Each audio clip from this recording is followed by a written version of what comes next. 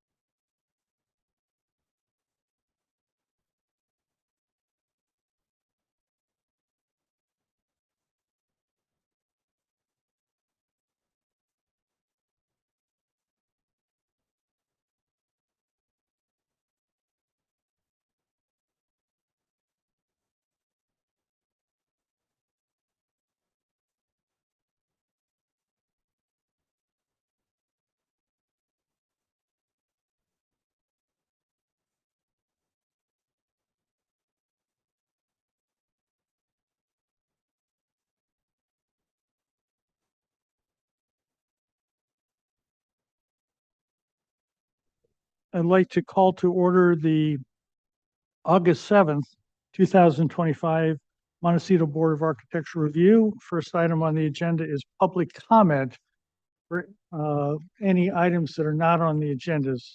There any public comment, please? If you're joining us online and you'd like to speak on items not on today's agenda, raise your virtual hand and I'll call on you. Seeing no hands. Okay. Agenda status report. We do have an item being deleted. David, do you want to? Yes, we did have a request from the applicant team for item number 1, the Heavens to Betsy Trust Garage at 2176 East Valley Road. They are requesting a continuance to your meeting of August 21st. Is there a motion to that effect, please? So moved. Is there a second, please? I'll second. Any further discussion?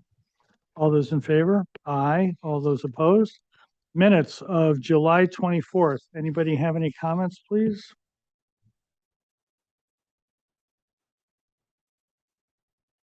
Anybody? Okay, so item number 4, comment number 1, this is that signage on, okay, so members, MBAR members cannot support design, size, or location of signage. I didn't think that the location was necessarily incorrect. I wanted to see what they came back with. So I'd like to actually, or size of signage, get rid of or location. Is that okay with everybody? Well, I thought we did discuss the location of the sign. We did. It's right on over the window. That's correct. And you had suggested that it be raised. Yeah. But what I'm saying is, I'm not so sure that a sign right over the window couldn't work. Mhm. And I don't want to preclude that necessarily. And I think this precludes that. And that's what I think we discussed is, these reflect what we discussed. That's all it is. Is it okay with everybody to get rid of or location, please? Okay. So it'd be design or size of signage would be, okay?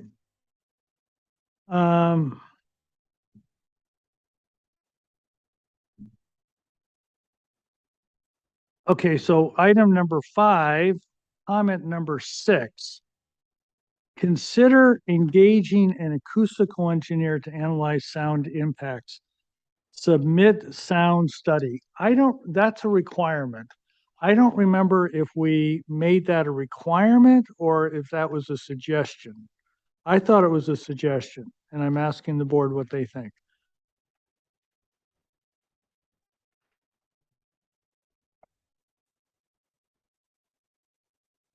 Yeah, so what's wrong with the sound study? I have no problem with the sound study, but this makes it a requirement. And what it was is consider engaging an acoustical engineer. In a way, they're asking for a modification for a front yard setback, so that could be the requirement. So what do people think? I thought that it was not a requirement. Dave, you were here, right? You remember? I think. Consider.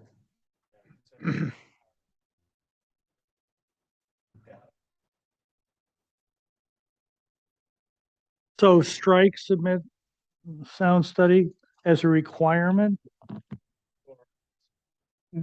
Dave, can you just turn on your mic? Thank you. Yeah, or consider submitting Were a you- sound study so that that's still in there as an option. Okay, so let's put a period after impacts and add the word of a new sentence, consider submitting sound study. How's that? Is that okay with everybody? Okay.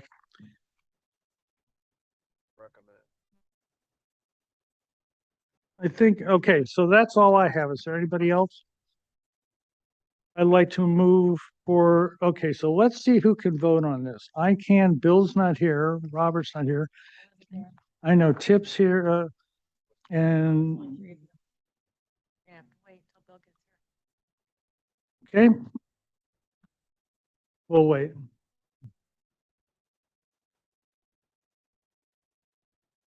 Members informational briefing. Anybody go anywhere, do anything? Everywhere and did everything. That you want to report? Oh, no. Staff update. Anybody? Nothing from me. Kimberly? Nothing for me, but I did want clarification on the minutes. Are we pending a vote till the end of the meeting or are we continuing? No, we're gonna, when Bill gets here, we can vote. Thank you. We had 2 out last time and we don't quite have everybody here. Okay. Item number C1. This is a very small garage addition. They're taking the existing garage. Can you go down and keep going? And adding a new garage on the side. And we gave it preliminary next one, right there. We gave it preliminary last week and final today. So I'd like to move, or we're recommending final today. I'd like to move for final approval of 855 Rockbridge Road as submitted. Is there a second, please? Second. Is there any discussion? All those in favor? Aye. Aye. All those Aye. opposed? Okay. Regular agenda. Item C1 was just continued, as we all know. Item 2, 909 Park Lane.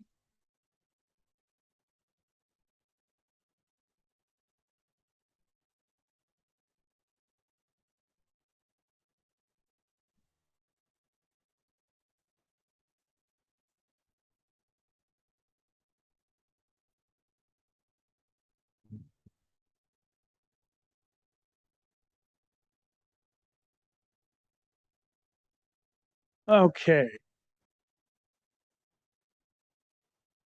Do you know how to turn on the mic? There's a bar that has a little white. Yeah, press it so it's green. Press it down. There you go. Good afternoon. My name is Sarah Marshall with SLEPS Land Use Consulting. I am one of the agents representing the property owner, JP Doherty, along with Laurel Perez from my office, who could not be here today. We are here before you requesting conceptual review of the proposed project. Since this is a development plan project, we may return to you for further concept review before returning for preliminary and final review following Montecito Planning Commission approval of the project. Montecito Fire Protection District came out to the site earlier this year and provided preliminary comments on the proposed project, which has been incorporated into the design before you today.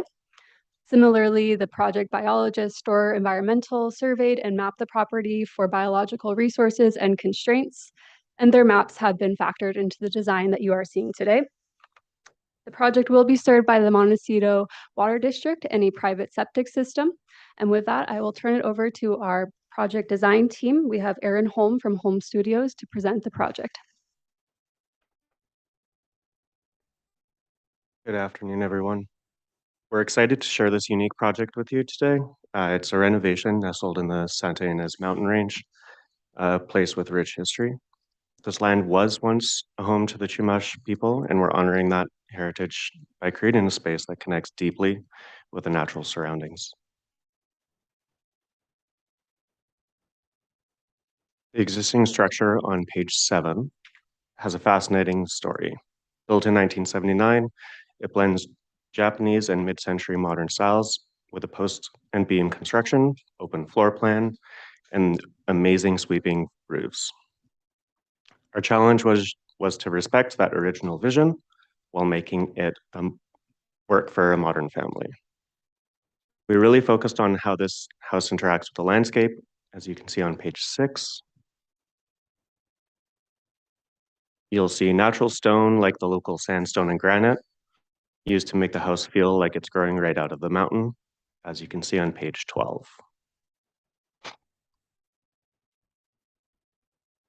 The design intends to minimize its visual impact, allowing the landscape to flow around and even over parts of the structure, as you can see on page 11.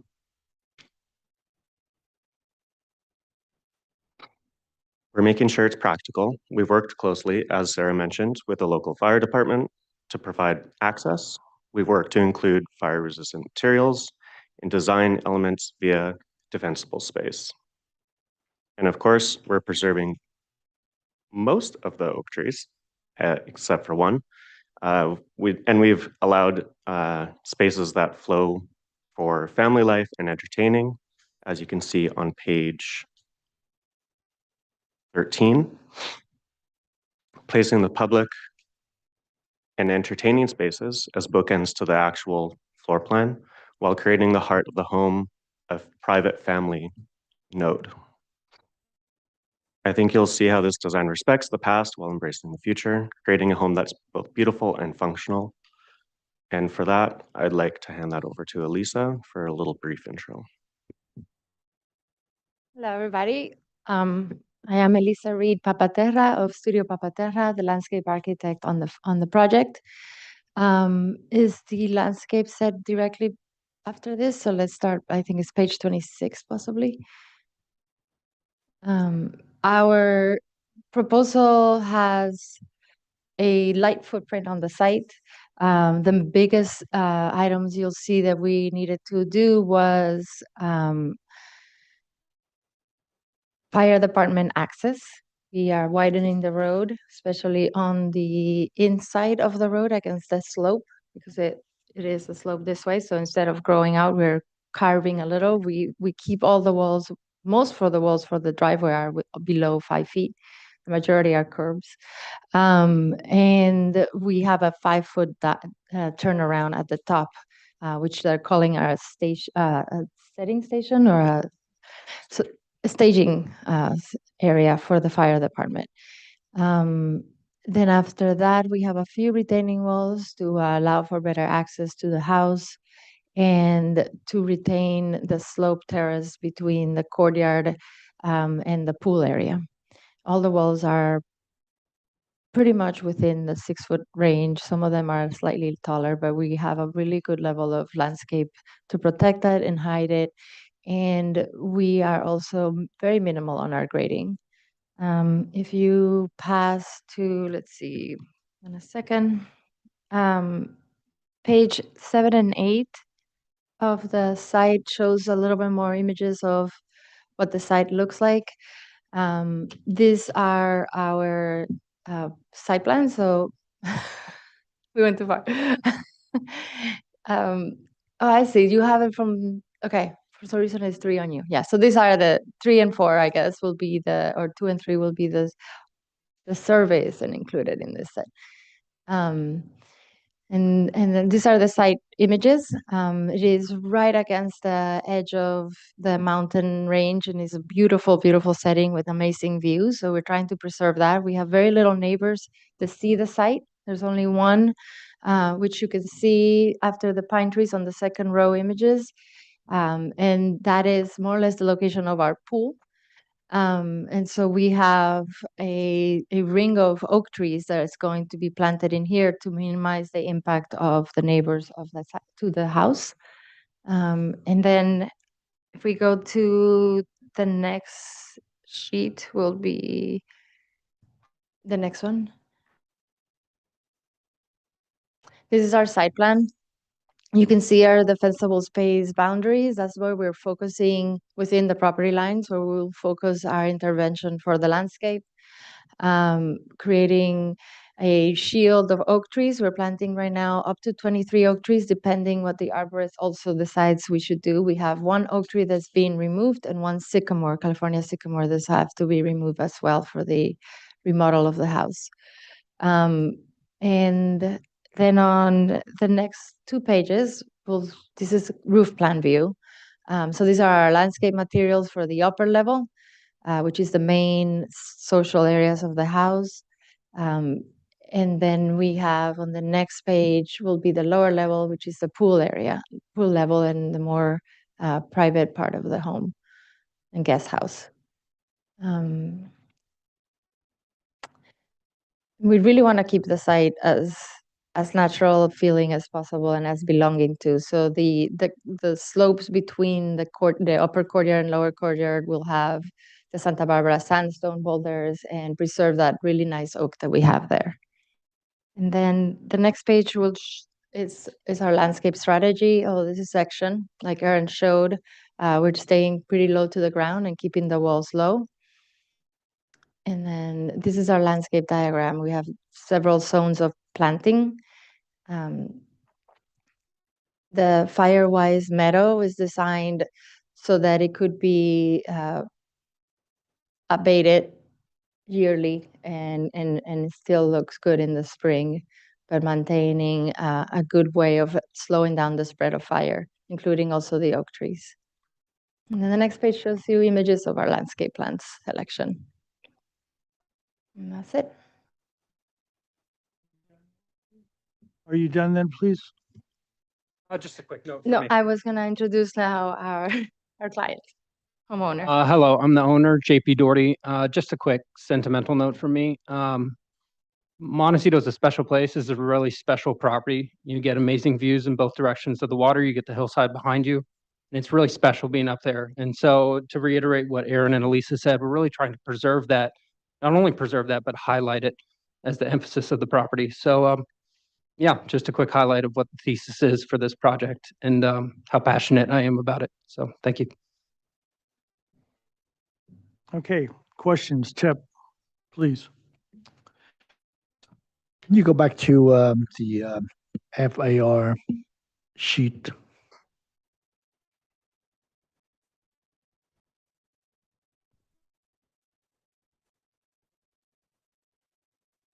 Can you maybe zoom in a little bit?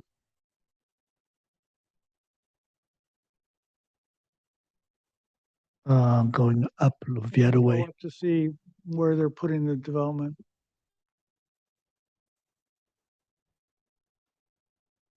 So the basement, you have a partially, and you have a whole basement, and you're calculating the partially one. And how did it change from 1,700 to 1,250? Okay, so partially underground, what you do is you take the first 800 square feet, and that's at 100%. And then any square footage above that is at 50%. And that's how you come up with 1,250. Correct. I assume it's done inside the worksheet, but that's the Yeah. methodology. Okay, and then can you go zoom out to the area calculation? I mean, no, not that. I mean the diagrams on the upper right. Oh, no, go back to the video. Okay, that's it. Can you zoom in for me the first? If it's the first one or the second one. That's the first floor. And where's the basement? On the next diagram down.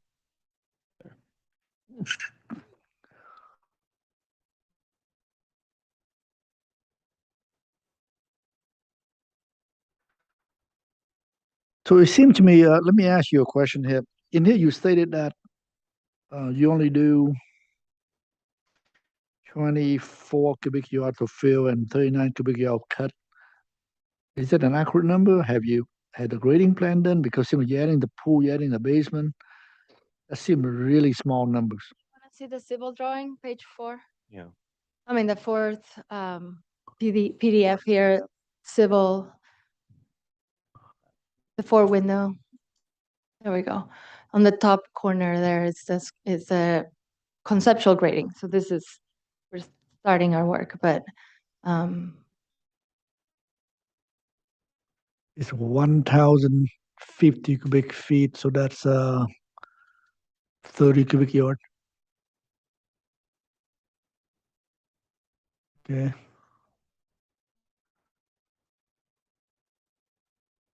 All right, that seems all right.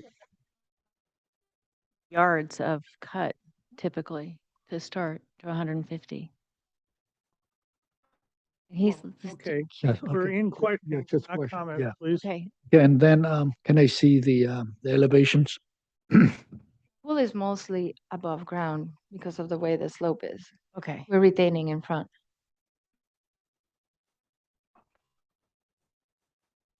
Can you go back? Yeah. Can you zoom in for me, the upper right? And okay, this is you have a before and after. We have before images of that location. Let me just find that image for you. It's on page 7.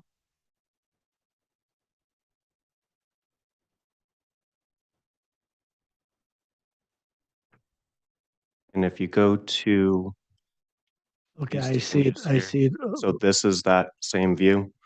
And then the one below it, you can see we're at the other corner of the proposed pool, looking back towards the existing. So the pictures right above the middle one, is that the before? This is before. This is current. No, no, go over to the left, one picture. That is, but that's on the opposite side of the house. And where the second story? That's existing. Over it. Remain. Yeah, but you're building over it. No, no, this is the opposite. If can we look at the site plan in the bottom corner there?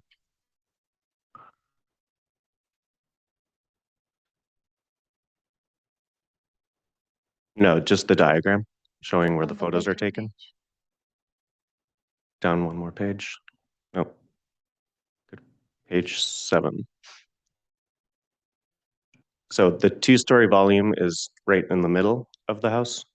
So this photo here is looking towards this existing second level.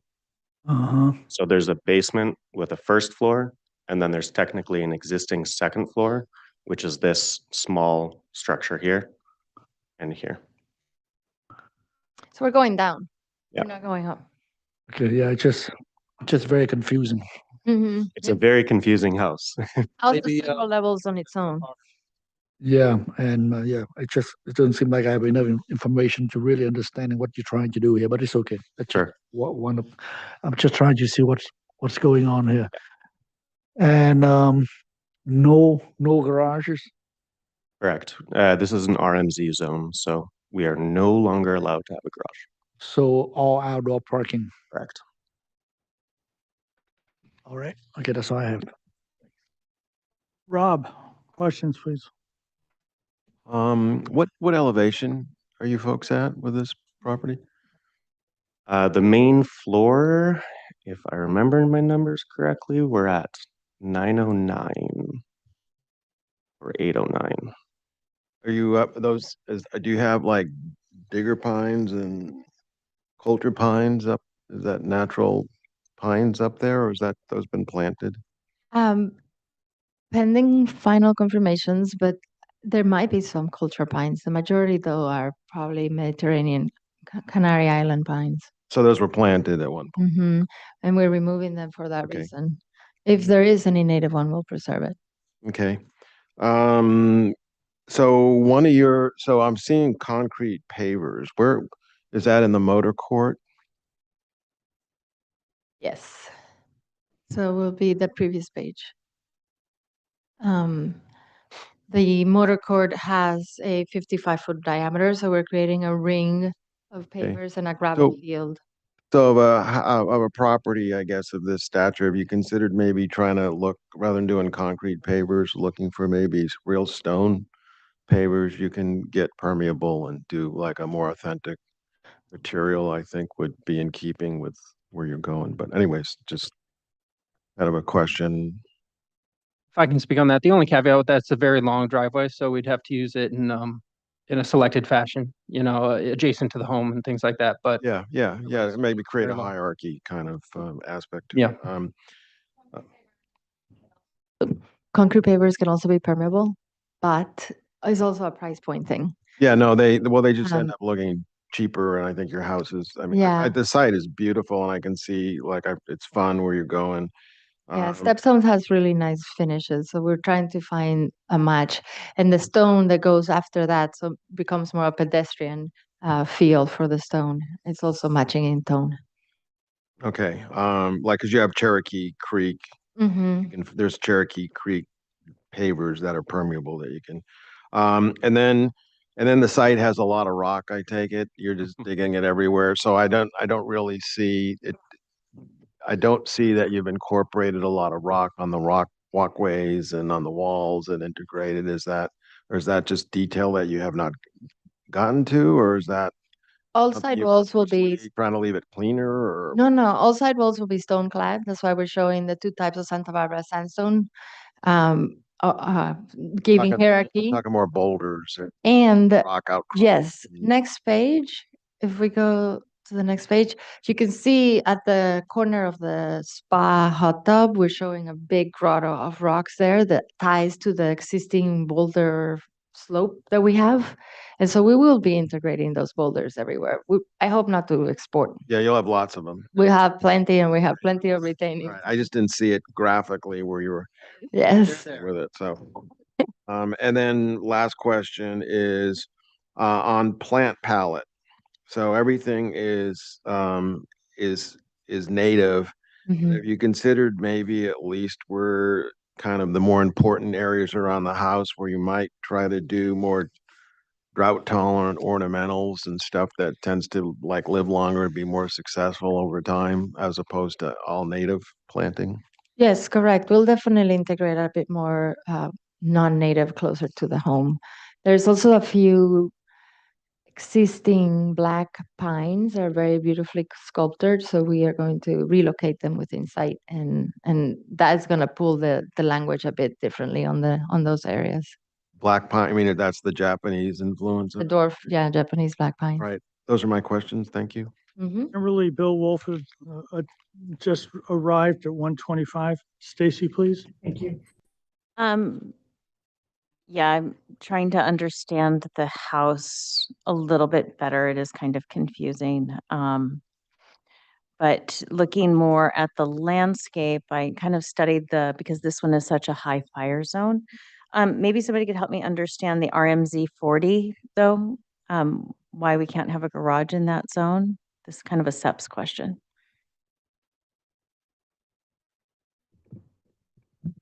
My understanding is, I don't know exactly how many years ago, but the Montecito Land Use Development Code was updated to disallow garages for single-family homes in the RMZ zone. I would need to defer to planning for more of an explanation as to why, but I think because it is a high fire hazard that they're trying to reduce the amount of structures on the property. Okay, so we're keeping structures to a minimum and obviously by how high it is in the mountain, fire is a greatest concern on this, which is leading me to the question about the fire zones. So 0 to 5 feet is zone 1 or zone 0 actually, and no vegetation is allowed in that zone. But then as we go to 5 to 30, I see a number of large oak trees being planted in that zone. With canopies closer than 15 feet to the structures. Why? We go to the site.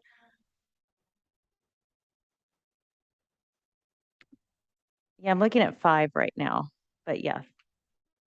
4 or 2 would help.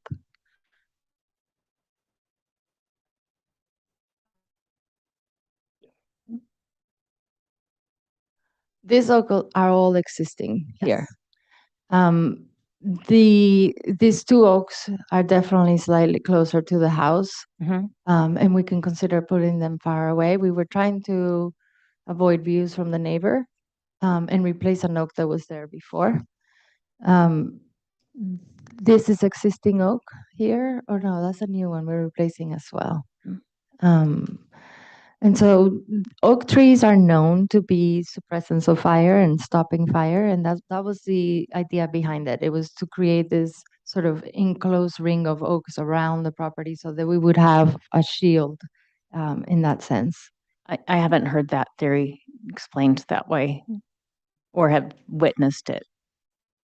There's many studies, and I can send them to you from the Woosley fire that has that as a fact, and also we also saw it in LA now recently. Let me jump in here. Yeah. Our next meeting, 2 weeks, the fire department is coming Great. to this board. Stacy, if you could ask that question, if you'd Yes. like to attend, we'd love to have you.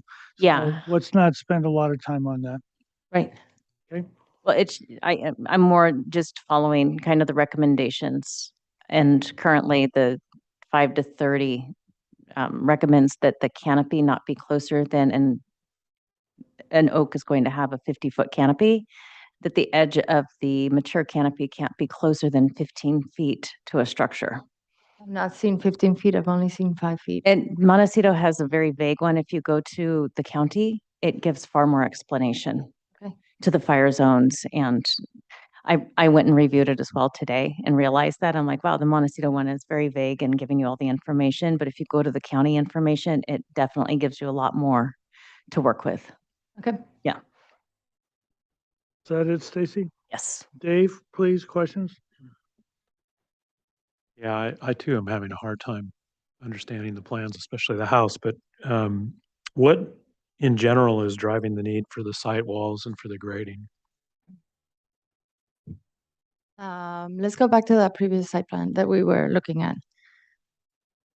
Okay. We have a bit of grading along this edge to widen the road. And so we are widening the road in this corner and in this corner here. Is it required for fire access? Yes, we have to widen the road to 16 feet, and it's not quite compliant everywhere. We have the 55-foot radius, so we have a bit of retaining wall here. These are steps mostly on grade. Then we have the pool, and to create a terrace, we have a 2-terrace retaining wall here on this edge. And this slope here has a handful of existing retaining walls, where they're more like rubble walls. And so we are strengthening those to create a better flow and terrace garden. And then the other side wall is here because we don't have enough access on this edge of the house to enter the front door and to create that 5-foot offset. Yeah, and you mentioned that you were removing a tree. Where's the tree and what is it? Oops. We have one sycamore that's in here and one oak that's here. If you go to the architectural site plan, the demo, SD 101, page 8. You can see the two, can I go that, Lisa? You can see the two trees that we're removing, one right there and one right there. That's an existing oak. That's the reason for removing the oak is? It is within the setback of the proposed house, and it's on the steeply sloping site, and we can't build around it. There's the understory of that building now is going to be You're adding on to the house below that area. And and what size oak is it? 14 inches. Okay. Is any of your new development increasing the height that exists there now? No. Okay. And then why is it going back for plan review? I'm just curious. We have not submitted our formal application yet to the planning department. We will be submitting for a development plan Okay. and then returning for a concept review potentially. Oh, that's what you're saying. Yeah, we That's might what come you're back for talking about. further concept review. We will go to Montecito Planning Commission, and after that point, we will need preliminary and final approval from That you. is my question. That you're going to the planning commission because of the zone? Yes, because of the zone, a development plan is required. And what's the concern there? Why is it development plan? Hmm. Because of the RMZ zone. High visibility. High visibility? Okay. Yeah. Thank you. Those are my questions. Okay, so I actually don't have a question of the applicant. I do have a question of the board. Site visit. Yes. Who thinks the site visit would be helpful? That would be very helpful. Is that everybody? Okay. Public comment, is there anybody that would like to address the board on item number 2, 909 Park Lane, please? Those of us joining remotely, if you'd like to speak on this item, raise your hand and I'll call on you. No hands. Okay, so we're here in what is oftentimes a free MBAR meeting. I know you have to pay for it, but so I think before we go on, can you do an aerial, Google Earth or something I don't know how many of you actually did that. I did that yesterday when I was looking at these plans.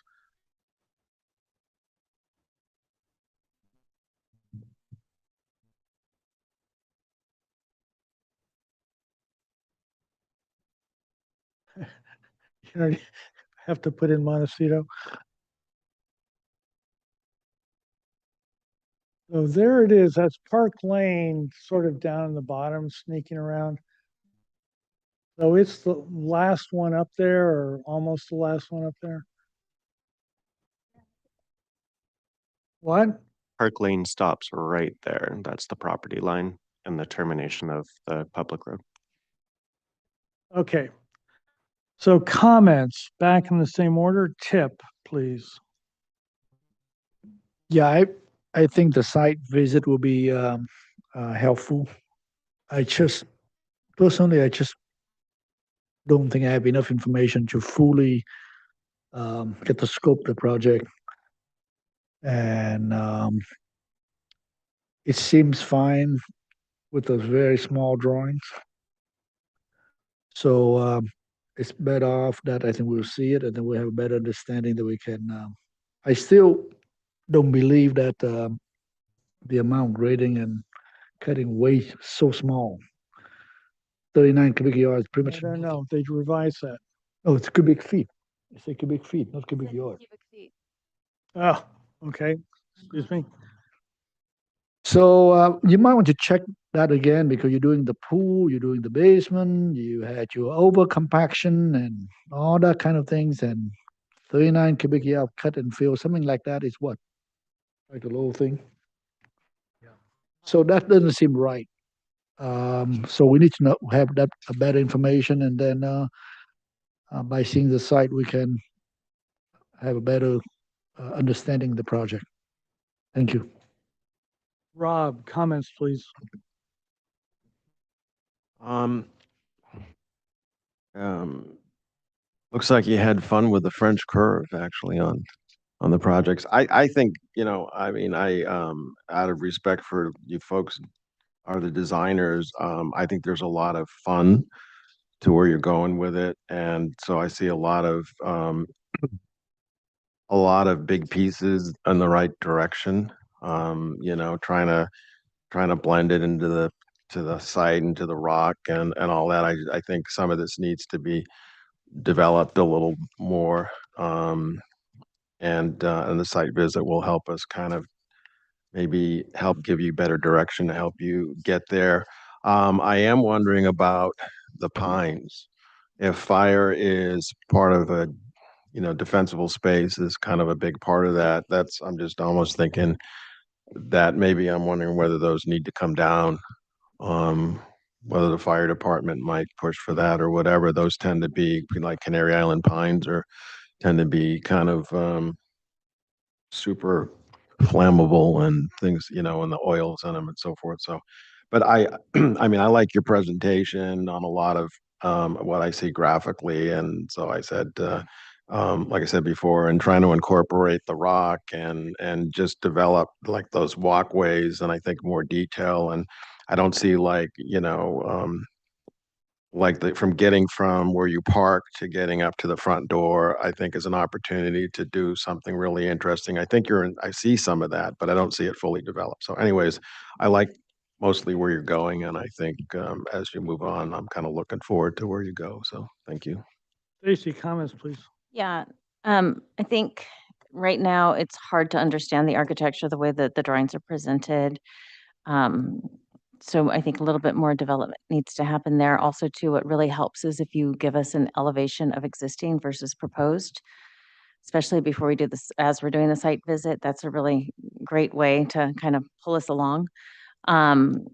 And to help us see your vision. I like the inspiration boards a lot. I like those, where it's coming from. In terms of the materiality, some of it, I'm cautious because you're so hot up on the hill and you're using a lot of dark grays. I'm not sure, you say California gold crushed stone, but you have a dark gray gravel photo. Maybe you are going more like Henley gold is something that we use here a lot, which is more common in our area. You don't see it as much in LA, but fits with our context and it's not so gold. It has a gray undertone a little bit, so that helps it. As a suggestion, just more materiality that's more endemic would be my suggestion. And then I'm really cautious about how many trees. I know you want shade on this site. It's really hot. I get it. Just carefully laying out the trees, meeting the fire code, and just keeping that in mind, I think. And I do like the native palette as well. I'm all about natives, especially in an area like this. And I agree with Rob about the Canary Island pines. I wouldn't be afraid to take them down and maybe replace them with something more appropriate and less fire prone. That's it. Dave, comments, please. I appreciate that you're saving the structure and you're wanting to preserve the beauty of the site and be respectful. That's all great. And I think my main concerns are the grading, as Tip mentioned. It doesn't seem realistic, and it'd be very helpful to have site sections that, like you do through the pool, that begins to show, but through the buildings and showing the basements, maybe I didn't see them, but just to show us where the grading is being generated and the height of the walls, so we understand that. And the second concern would be just the visibility of the project in this zone. And it's very difficult to read the building plans. And Stacy said exactly what I was going to request. If you can have an existing elevation or rendering and then proposed and show us where the new materials are so that we understand that you're not adding reflectivity or increasing the visibility of the project. And I think your material palette, both for the building and the landscape, looks great. It's just we can't tell where it's going. So as you move forward, that would be really helpful so we understand the project. But in general, I think you're headed in the right direction. Okay, so members of the board, please tell me if I've got the right idea here. Can we have the site plan, please, with the new? No, I want the roof.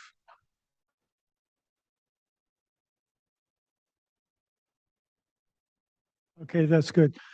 Do we want to ask for those corners to be marked as to where we're going when we get out there, and maybe the ridge? So it would be the sides and then the ridge right down here, and maybe this ridge here too. I had a very hard time reading the drawings as well, but when we're out there with that information, we should have a very good idea. Is that agreeable to everybody? And did you understand where those were, please? Okay, so I also don't believe the grading numbers. I think that there's two ways to approach grading. One is net change outside of the building. And then there's everything sort of inside, under, around. And I can't believe that the second set of numbers that I just described has also been included. The other thing that we have found on projects up here, the last one I remember was actually Park Lane West, I believe it was. The driveway itself, this is sort of maybe a mile from here, a mile and a half to the west of this, was the driveway.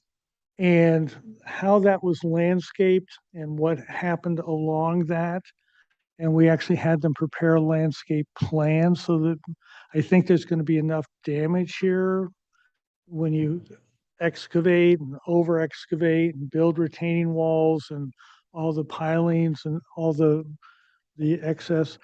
I don't see that you've really addressed that yet from a landscape point of view. And those driveways tend to be the biggest visual scar that needs to be taken care of so that the building doesn't look like it's some remote project out in the middle of nowhere. So I haven't seen that too. So I think that the primary issue for our board, and I'm sure for the Planning Commission, is visibility. So that's why I want to get up there to see what it's going to look like. What I can see from there, they can see from down below. So is there anything else, Tip, please. It seemed to me maybe someone who did the grading plan probably mixed up between cubic feet and cubic yard potentially. That's just maybe just a comment. And then secondly, I think Rob brought up the issue about parking. Personally, I think it's a mistake not to have a carport or garage in that location. It's so exposed, way on top. How you access the front door, and that had to do with the function of design and the approach to the house. And I'm not sure how, it's up to you because it's your place. But if it was mine, I don't want to come to my house and see a whole bunch of cars lining up, the lower and the upper area. And that could be the first visual aspect of approaching your property. So I want you maybe take a look at that and see if you can. So you're recommending that they discuss a modification since they're already making a trip to the planning commission. And find a way to take the path to the front and the parking and everything else. That's it. Anything else really quick before we go on? Okay, thank you very much. We'll see you when the formal application is made. Mr. Item Chair, number- if I could ask a question about, you want the corners of the northeast addition marked. Did you want the ridgeline story pulled or just marked? I think the ridges should be story pulled with Story. flags. Yeah, and then I think the edges can be just a pole. Don't you think, so that we get an idea what's going on? Because this is confusing, at least at the moment. And I don't think we need any export or import. Okay, so find a way to keep it all on site, please. Anything Should else? be, yeah. Yeah, okay. Anything else, please? Okay, thank you very much. Item number 3, we saw this project 2 or 3 times, I can't remember, and it was a duplex. Duplexes do not have FARs. This is now a single-family residence. Single-family residences do have an FAR.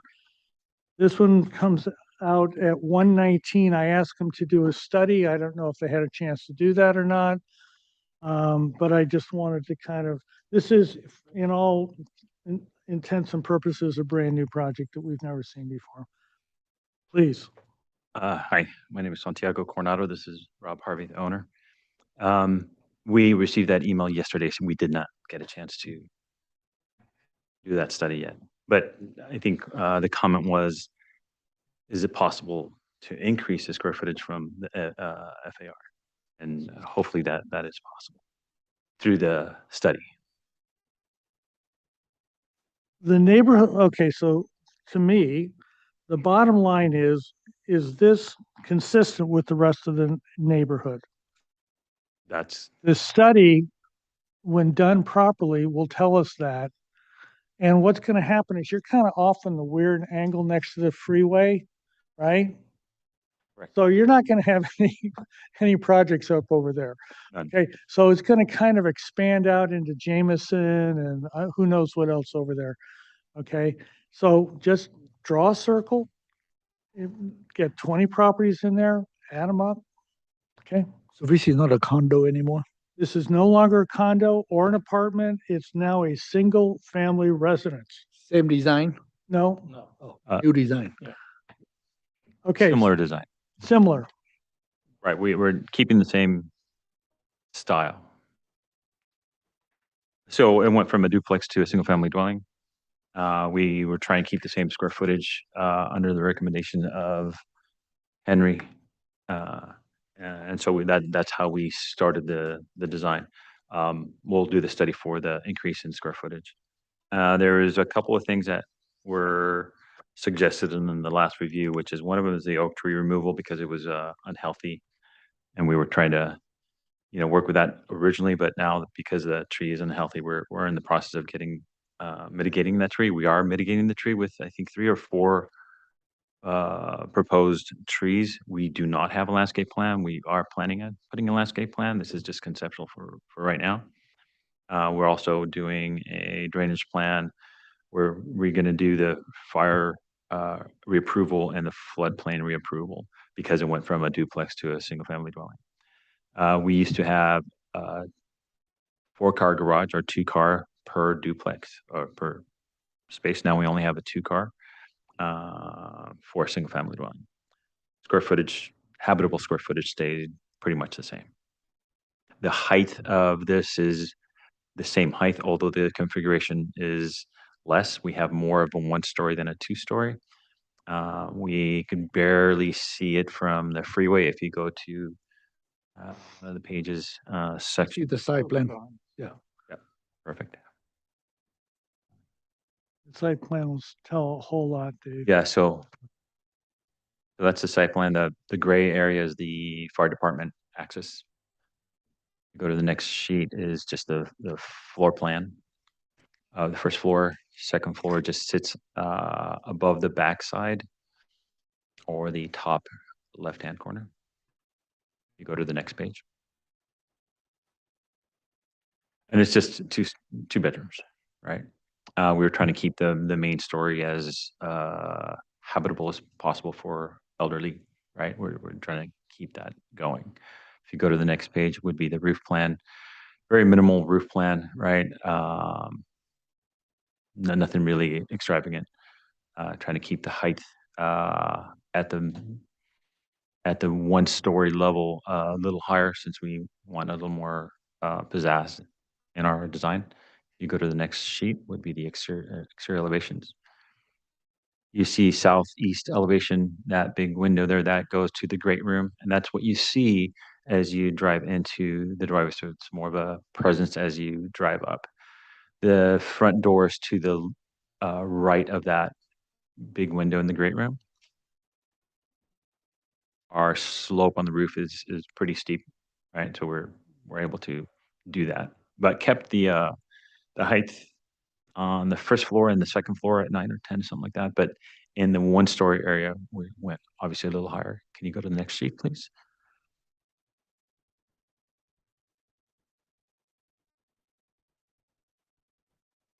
Just more exterior elevations. Next sheet shows a section. So the section in the entry great room, right? Section B.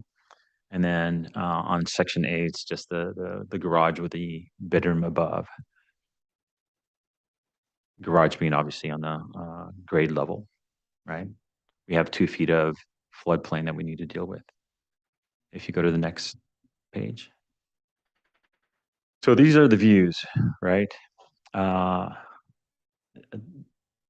middle, that's the view from the freeway. That's drawn as a 10-foot wall. It's actually going to be between 10 to 14, is that right? Yeah, 12, yeah, it's supposed to be 14 approximately. Could be more.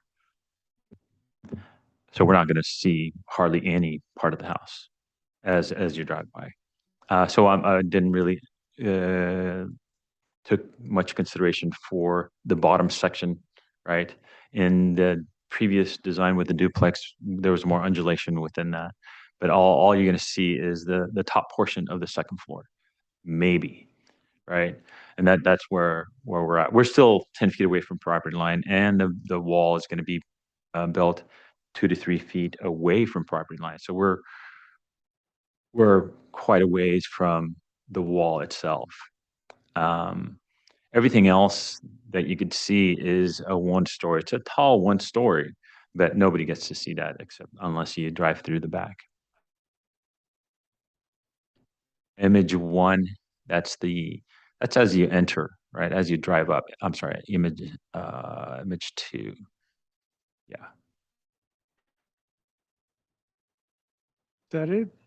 Next slide. I think it was just that's the existing house that sits in the front.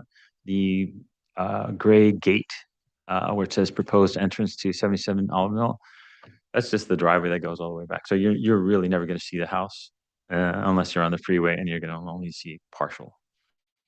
That's it. Thank you very much. Questions, Bill, please. Could you go to the site plan, Dave? So, fire department, doesn't need to have a hammerhead or anything up there It does not. because they can back down. Yeah, in the duplex, it did not. I believe it will not have that for single family. Okay. No. They're getting more restrictive. You better check immediately. Absolutely. And, Didn't you say? and have you kind of done your car template on the back out of that garage and being able to nose 100%. Yeah. forward? Okay. No more than a 3-point turn. And then you are in the floodplain, so you have to be 2 feet above the finished grade, your AFE plus 24 or whatever. Correct. BFE The now. site is pretty flat. There's I think a 12-inch drop from front to back, but we're going to balance it out. I think no more than 50 cubic yards within that, not including the over. And you'll be stepping up into the house, not Yes. grading up to Correct. the house. Stepping up into the house. And the plate height looked like it was 9 and 9 foot lower, 9 foot up. Correct. Okay. And where we have a second floor, yes. Okay, that's it.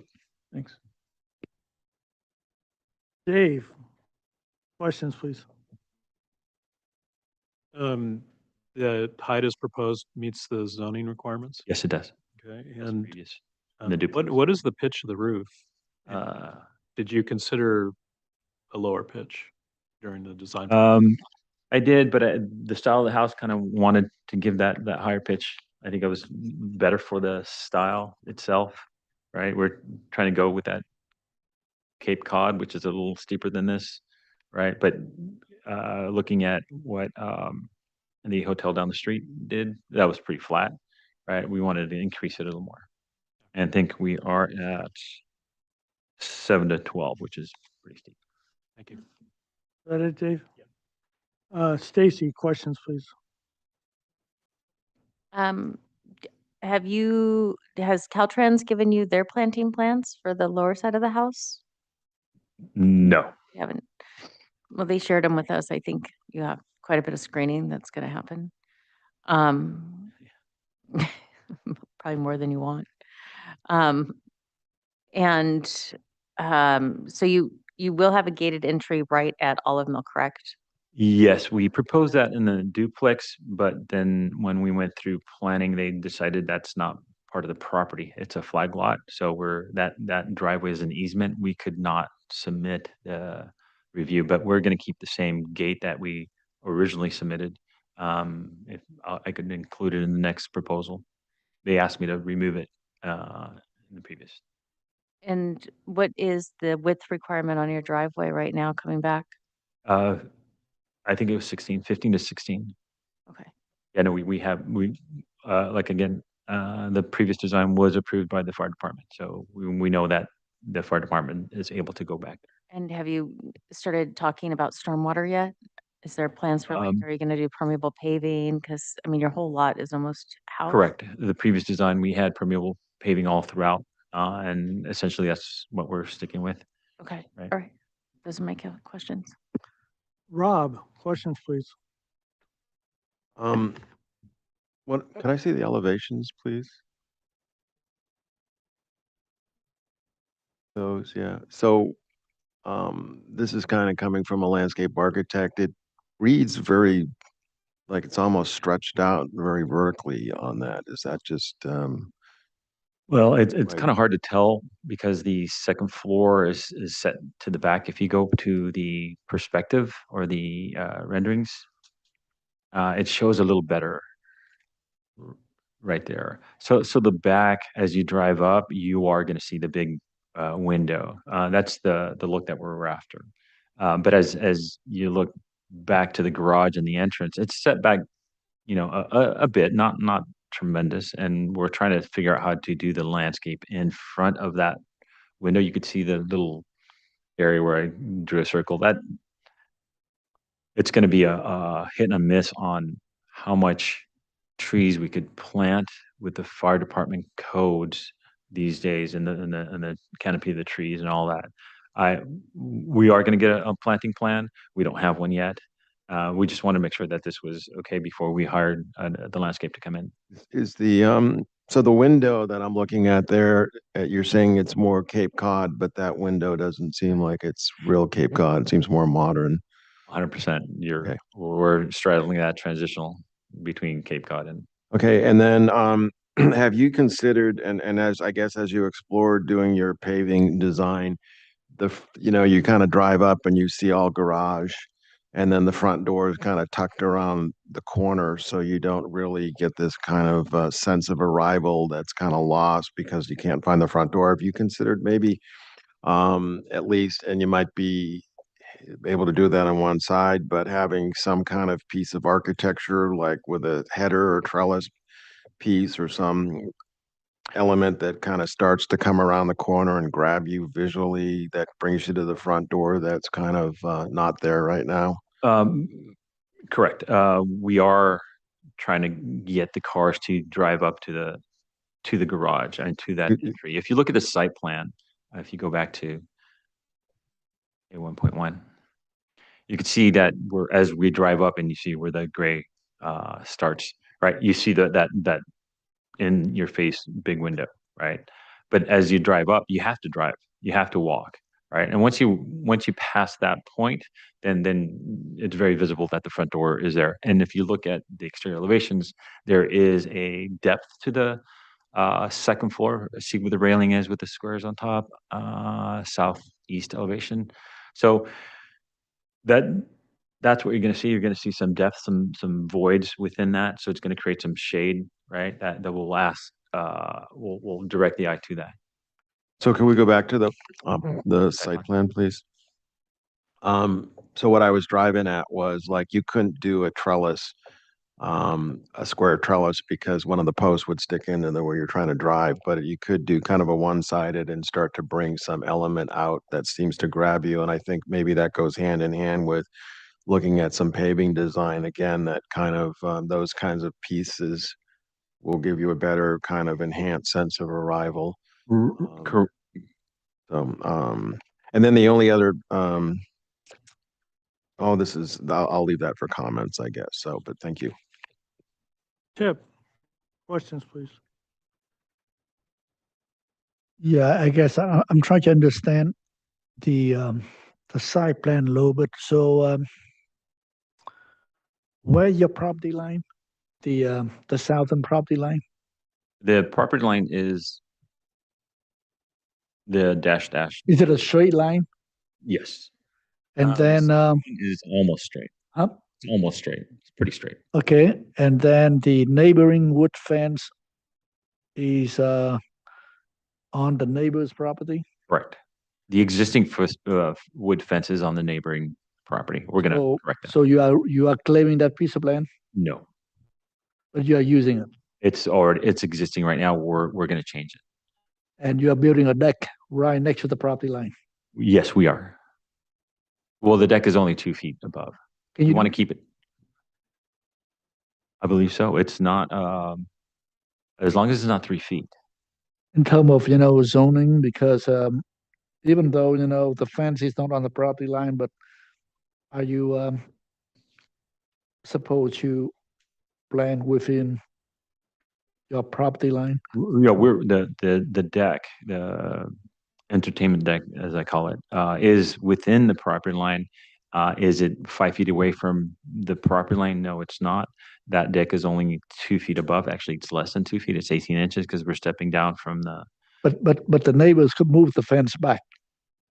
We're considering that the neighbor will be moving the fence back.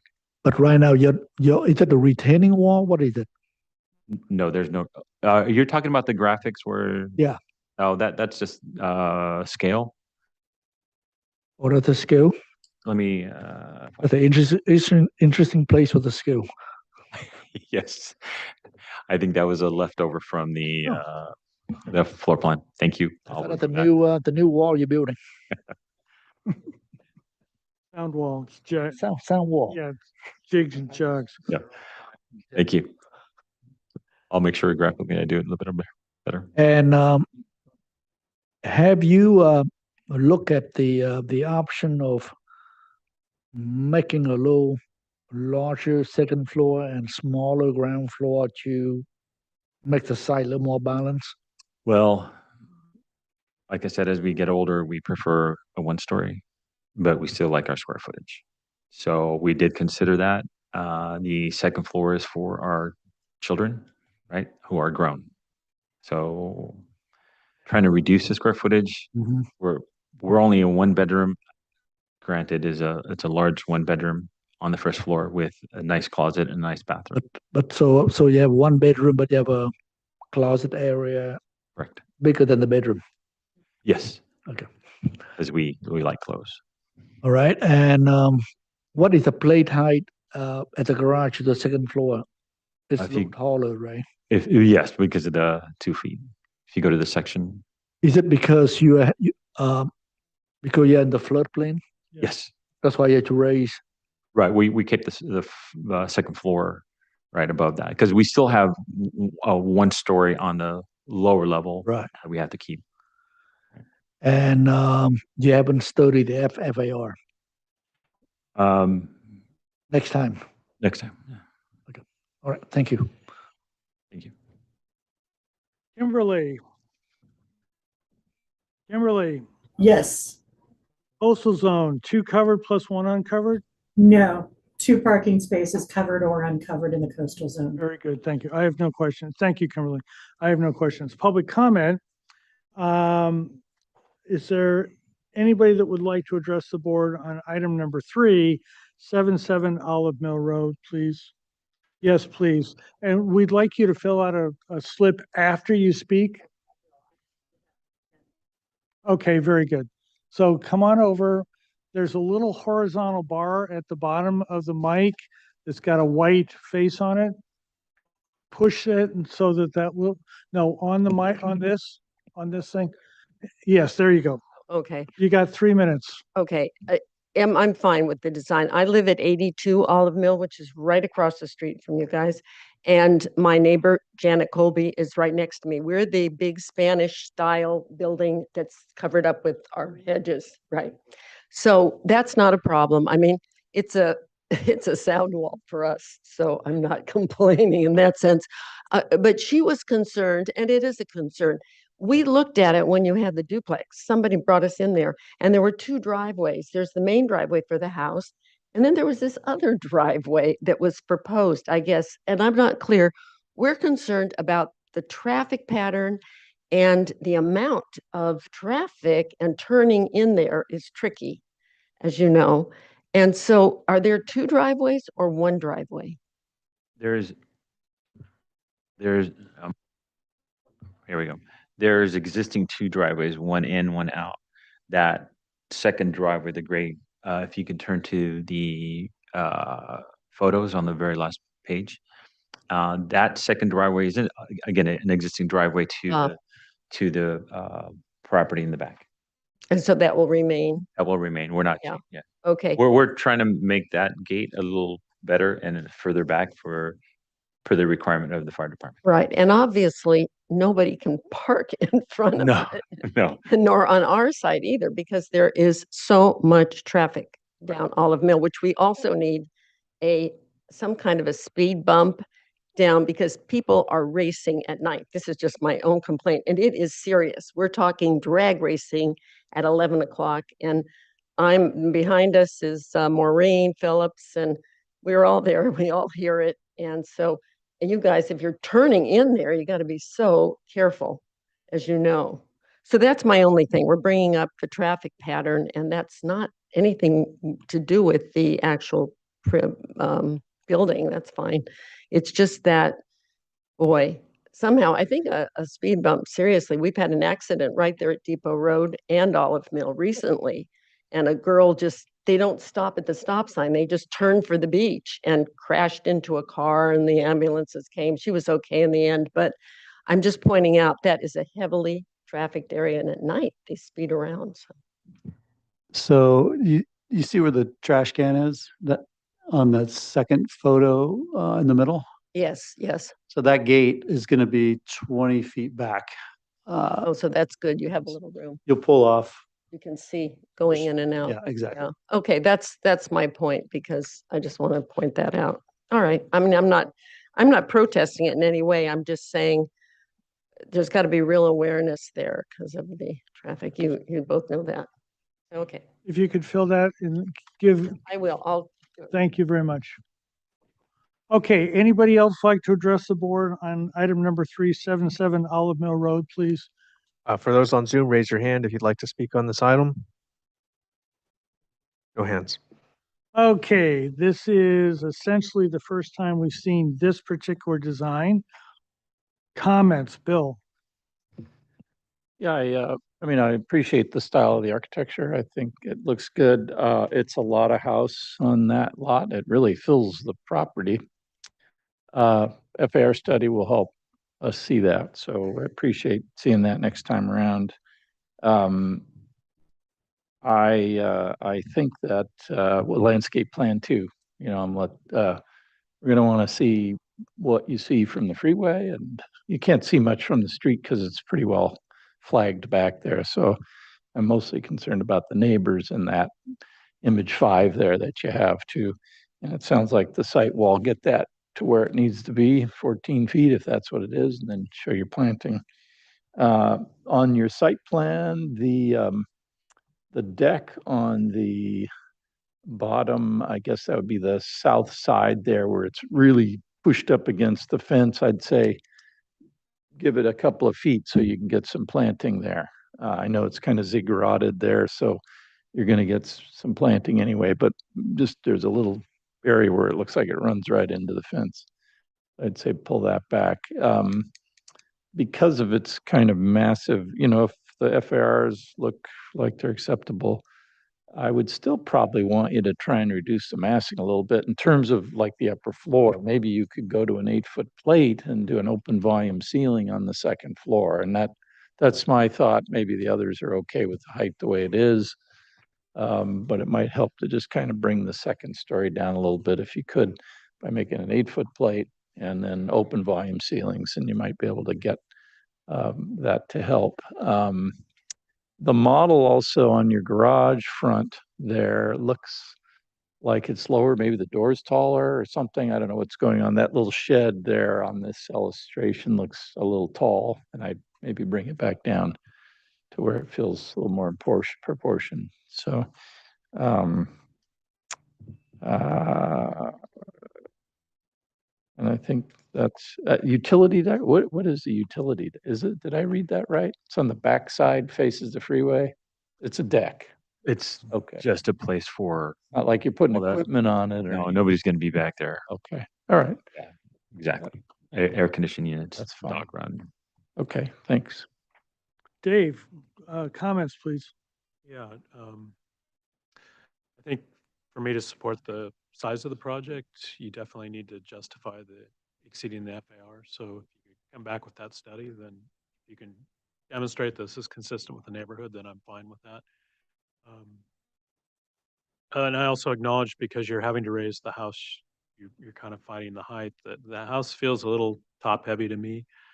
I personally think the way you with the board and bat, the shingles, it's leaning in style more towards a ranch or a craftsman style home, in which case a lower pitch would be more appropriate. And I think that would help it not look so top heavy. And it also, I think that big window in the living space would look better with a lower pitch. It would all, to me, that's my personal, I'm not going to, you can do it this way, but I'd suggest you just study that because the one thing is if you went with a lower pitch, it would just lower the house and maybe help address some of the concerns that Bill mentioned as well. But overall, if the FAR study justifies the size of the house, I can support the project. Stacy, comments, please. Yeah, I mean, it's a small lot and it's a rather modest sized house, but still in a very difficult situation. I can appreciate the architecture. I agree with Bill, though. If you could bring the plate height down, maybe on the second story, it would help some of the massing, especially from, even though I know no one will see it from the freeway side, too. If there's any way to add a little bit of screening, it would just be more helpful. I don't know how much space you have between that back Caltrans wall with landscaping to the freeway. Is that just freeway, just right below that wall? So we have 10 feet from house to property line, from property line to Caltrans wall. We're thinking it's going to be, they're in construction right now. We're thinking it's going to be 2 to 3 feet. But from what I understand, there's going to be landscape in front of, between the freeway and the concrete block wall. Supposed to be. So, is anybody going to see that second floor? I don't know, but if they do, it would be nice if there's any way to get screening on the backside of the house. We were planning on doing trees or. Yeah, because I don't think you're in high fire. Well, that's the dilemma right now. Hey, Okay, so that being said, yes, I'd like to see more screening on the backside if it's possible. Bring down the plate height and to reduce the decks so that you do have space for a little bit more landscape on the one side of the house. I agree with Bill on that as well. And then permeable, because it's all stormwater there. That's it. Rob, comments, please. I agree with some of the comments of the other board members. I think what couple things happening is that your site plan is kind of incomplete and or graphically is just cluttered with the way it's presented. It doesn't read that well, and I think things like trash enclosures and some of those kind of functional things and how this property functions and works, where there's opportunities for landscaping, where there's opportunities for any kind of outdoor entertainment space, I think need to be looked at. And I think so maybe that helps if you get a landscape architect, maybe you can help flush some of that stuff out. So that's where I'm having some problems is the incompleteness of some of that. I think what and then graphically what kind of hurts it for me, and maybe I think that's that comments of it feeling too tall and top heavy, is just the graphics is like the line weight. Like I go and I look at those elevations and then everything like the shingles and some of the detail is black. And so some of that stuff graphically, I think if you kind of had some gray tones and things in there graphically, I think it might present itself a lot better and come across a little bit more inviting and warm. Right now, it's a little more harsh in the way it kind of graphically reads. So that's just a suggestion. And then I go back to some of the other comments I mentioned that I think, as you move forward with this, I mean, basically I support your project, but I think as you move forward, things like, and this goes on to the site plan, like permeable or accent paving opportunities, kind of doing something maybe architectural to help the front door kind of grab you. Just some of those details. I think if you can kind of take it to the next level when you come in here, I think the project would be that much better received and be easier for us to kind of bless it. So support it. So thank you. And Tip, comments, please. Yeah, it's definitely, I think, an approvable project. But I think the landscaping will be very important. Will make it or break it. And as of now, we can't tell because there's no landscape plan. And that's probably why the house looks so big, so out of scale. It's actually big, it takes the whole site when you think about it. So unless you can come back with something that really try to make the landscaping cohesive with the design, that might work, especially on the freeway side, even though you just don't want to see nothing on the freeway side. I think it really had to be landscape, trees, and you don't want to see the sound walls. So that's and if you can make the ground floor a little smaller, I understand the fact of have a bedroom downstairs, which is a great idea. It just seemed like when you look at the floor plan, it seemed like you have a lot of circulation, a lot of extra spaces for a one-bedroom house. And because of that, that's why it's big. It's more than a one-bedroom house. The way it laid out, it could be a three-bedroom house on the ground floor. and you call it a one-bedroom house. And so if you can take a look at that, and maybe that will work on the program a little bit, give yourself a little room on the ground floor, add something on the second floor, balance it out a little bit. I actually like the design. I think it'll probably fit well on the site. So that, yeah, those are my comments. Just before I comments, old height versus new height, or duplex height versus single family residence height? Equal. Equal. Okay, very good. Thank you.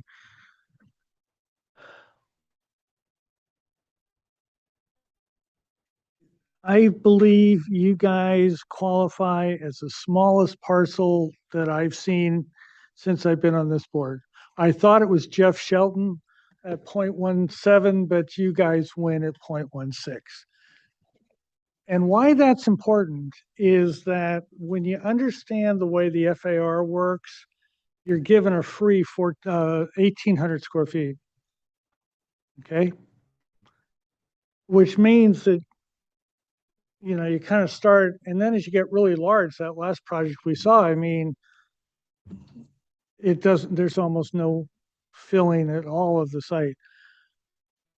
Residential, low intensity, semi-rural. This feels urban to me. This feels downtown to me. This feels like projects that I would see down far. It's actually to the east. Everybody calls it the south as you head towards Los Angeles. Buildings that are on the freeway that have a flat back, that are kind of tall. And it doesn't scream Montecito to me. It screams not Montecito to me. So to date, and I've been on the board just over 8 years now, I have never voted for a project with an FAR of over 1.1 unless there's a neighborhood study that proves that it might be. Now, we had another project in this area the last meeting or two, I can't remember which it was. This neighborhood is very dense down there. And this may very well be absolutely a part of that neighborhood. I'll be very interested to see how it actually turns out. But I'm the only one on the board that has a line in the sand that actually respects that line and votes that way. So I'm just telling you that now. I think that the backside is brutal. I think that the fire department with their trees 15 feet, you're not going to be able to get any trees back there unless it's an Italian cypress, which is a fire hazard. You just can't put those in. So I think that there's a challenge back there. I would ask you to try to soften it as much as possible. And I think the building is way taller than it need be. I have a house with an open ceiling in the living room. My walls are 9 feet and it's very, very comfortable for my wife and I. I don't think it needs to be anywhere near this high. So this was on for concept. I think we need to come back for concept again. Everybody agree with that? Any further last comments? Anybody? Thank you very much.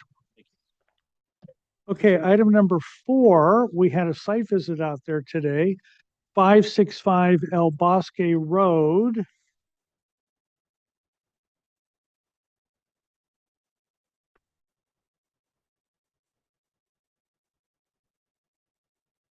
And we had a unique site visit. 2 site visits. Is there anybody here? Okay, so Dawn, floor is yours. Yeah. Hello. Oh, please. Okay, yes. Thank you for all coming to the non-site visit today. And do you want to, we were here before, do you want to go over the last minutes to just get right to were made, or let me do it just so that that's fine. Okay, site visit and story polls required. Those were a little informal also. Restudy accessory structure, proportions, roof pitch, Eve height fenestration, the majority of the MBAR members will not support 2 driveways. Restudy site layout, reduce gravel, increase vegetation landscaping. MBAR will not support bocce ball or pickleball court in setbacks. 1 member will not support a pickleball court on site. Study drainage, ensure that historic drainage patterns have not been altered. 1 member requested that the applicant provide 3 site plans, which I think you have. No action taken. So, Okay, so the bocce court is gone. no, pickleball. I mean, the pickleball court is gone. The bocce ball court we'd like to keep. It's really nice. It's got the oyster shells, and I'd like to keep that. And we would like to keep the 2 driveways. I think I mentioned in the site visit. If you go to the proposed site plan, the next sheet, please. That one. We'd like to keep the existing historical driveway on the side road, because it's the historic driveway, and it's the best view of the front of the house as you drive in. You probably noticed that today when you went in. It provides a nice angle view of the small residence, but we also would like a presence on El Bosque, and there's already an existing fence and service gate at the street that we just want to make more safe with the visibility triangle, and bring the driveway away from the street with the required 20-foot minimum setback, and for 2 reasons, well, a few reasons, but one is when you don't have to then do a 3-point turn when you're in the motor court, when you enter the existing driveway to get out, you could just drive through onto El Bosque. Or if you come from El Bosque, you can drive through past the garage and go through the other driveway. It just makes maneuverability on the site easier. And the owners just like it. I'll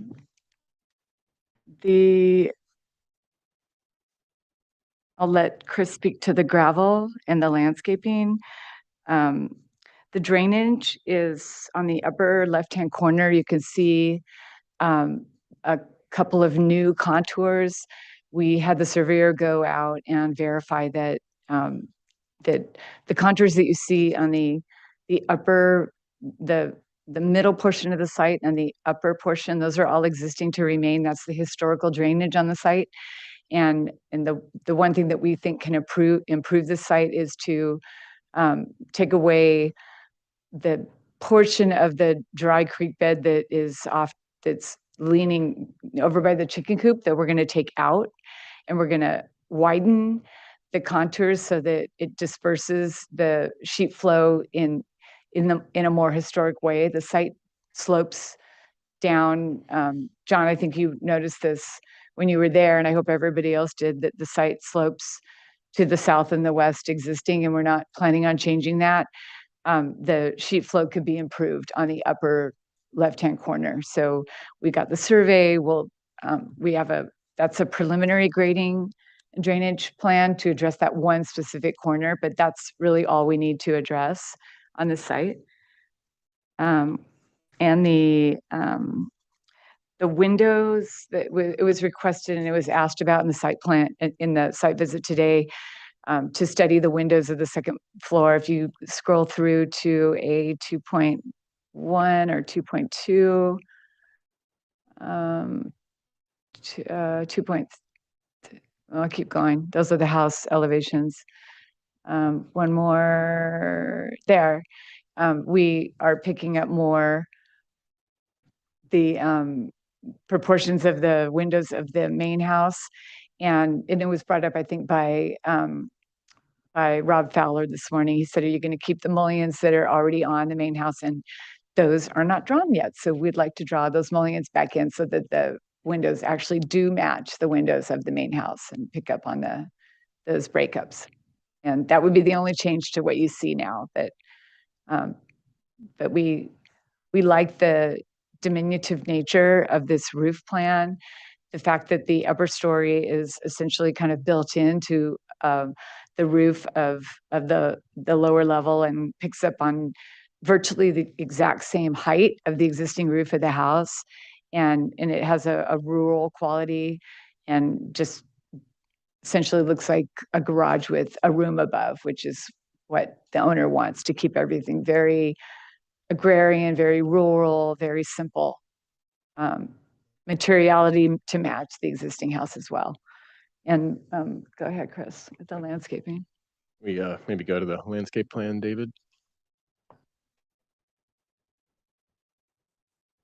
Okay, very simple landscape plan, and you've seen one iteration of this before. The difference between this one and the last one, obviously the removal of the pickleball court. And I think we moved around those sheds. You'll see 3 of them in gray in the upper portion of the site.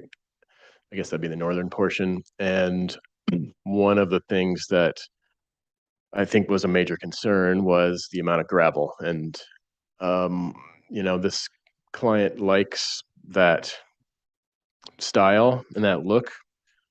And we do too. I think it actually is pretty successful. So you have a lot of existing planting, as I said, but the lighter green, so we reduced the amount of gravel considerably. So behind and around the new garage in the center of the page, and another new planter over by the hot tub, which is off the back deck of the main house, and then to the greater extent to the northern part of the site.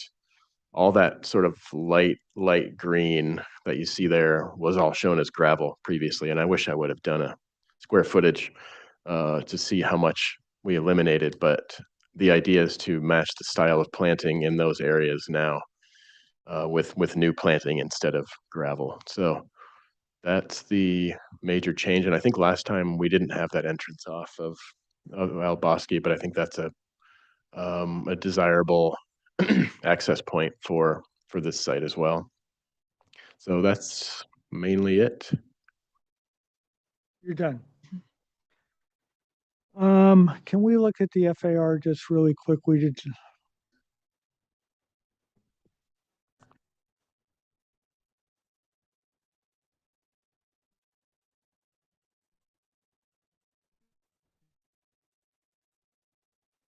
No worksheet? Did you do one, Don? I'm not sure. When you asked that, I was wondering if we even did an FAR because it was so below any kind of Okay, maximum. very good. Thank you. Questions, Rob? Full disclosure, I, after the last, meeting when these folks came in, the applicants came in, I did a sketch that I thought captured, kind of the comments, and I at least passed it on to Chris. I don't think Don saw it. So it looks like some of it was incorporated, but, so one of my questions is, do you have a comparison of like the amount of gravel that's there now versus what you're proposing? Do you have that graphically mapped out? Because you're mentioning that you had reduced the gravel. Right. And we can go back to the landscape plan. I believe that this accurately shows it, but the very light colored green, which is a large portion of the northern part of the site, and then the areas around the new garage, and then one new planter just to the south of that, just off the back deck of the main house. So that it's very light green. I don't know, it almost looks whitish here, but if you want, I can go up and point it out if it's not. And the ADU was going to be in the portion behind that area. Okay, yeah, I didn't know if we should. So the light green is now gravel, but now that's We'll be planting, although there may be future plans for an ADU in that upper, I guess, the northeast corner of the site, okay, which was another reason we wanted to have that entrance off El Bosque. Okay, and then what I don't see, what was on one of the plans was the that Don so nicely pointed out, you have this nice drainage kind of area on the site. Where's that on there? Is that up on the left there? That Yeah. kind of medium green color? Is that what? Right, it's upper left, and what reads heavy on this plan is the canopy for some reason, and that change to the swale was done just a few days ago, I think, so it didn't make it into my. Okay. Have you guys considered, or maybe this is in your department, Chris, is maybe it seemed like that whole drainage area is kind of hidden, and it seems like it's a great opportunity to incorporate into the site. You've got some oak trees, and you've got some, kind of Montecito qualities that um, kind of an opportunity to take advantage of. So have you considered that as a possibility of maybe making more use of that as opposed to hiding it right now? Well, Or what you're thinking on that? If you don't see it much now, unless you're in that portion of the site, and I don't think we want to undergo a massive grading project in that area, but I think if we get into the ADU, it'll be part of that landscape. So Don mentioned that you were going to actually expand the drainage and wrap it around a little bit more from that. Did I misunderstand that at the meeting? We're So, increasing the sheet flow in the. oh, I thought you pointed out that drainage channel, and I thought you were expanding on it was what. We're expanding the sheet widening. flow, or widening the sheet flow at the outflow at the west property line. Oh, okay, so it wasn't the drainage channel. So, and when I was talking about incorporating that drainage channel, I don't think I was really looking at you kind of doing a whole bunch of grading as much as I just think it's a matter of how it's landscaped and how you see it and how you incorporate. So that's. I think, yeah, exactly. Once we do widen that area, I think we can take a better look at the planting in that zone, because it is kind of landscape now somewhat. But if we're going to regrade that, then I think we'll Yeah, take it's an another look at it. opportunity. To me, it's an opportunity Yeah, to yeah, it's definitely an asset that's not being utilized. And then so there's some really nice tropicals out there. So I guess what is, on some of the palms, you got some nice king palms and some kenches and all that. What is your thinking? Kind of, you got, they kind of fight the oaks. I mean, what is is there a thought on that, or is just leave them? I mean, they're nice trees. I mean, maybe Yeah. I not really sure. Have you thought about how to kind of differentiate the oak woodland quality from the tropical Santa Barbara subtropical Well, quality, and how to make those things work hand in hand? yeah, right. Well, I mean, a lot of this is very much client driven. So a lot of that is existing landscape. And I think most of it is sort of centered around the house. And so I think the idea would be, as we progress outward from away from the structures, that we get a little bit more oak compatible and native where possible.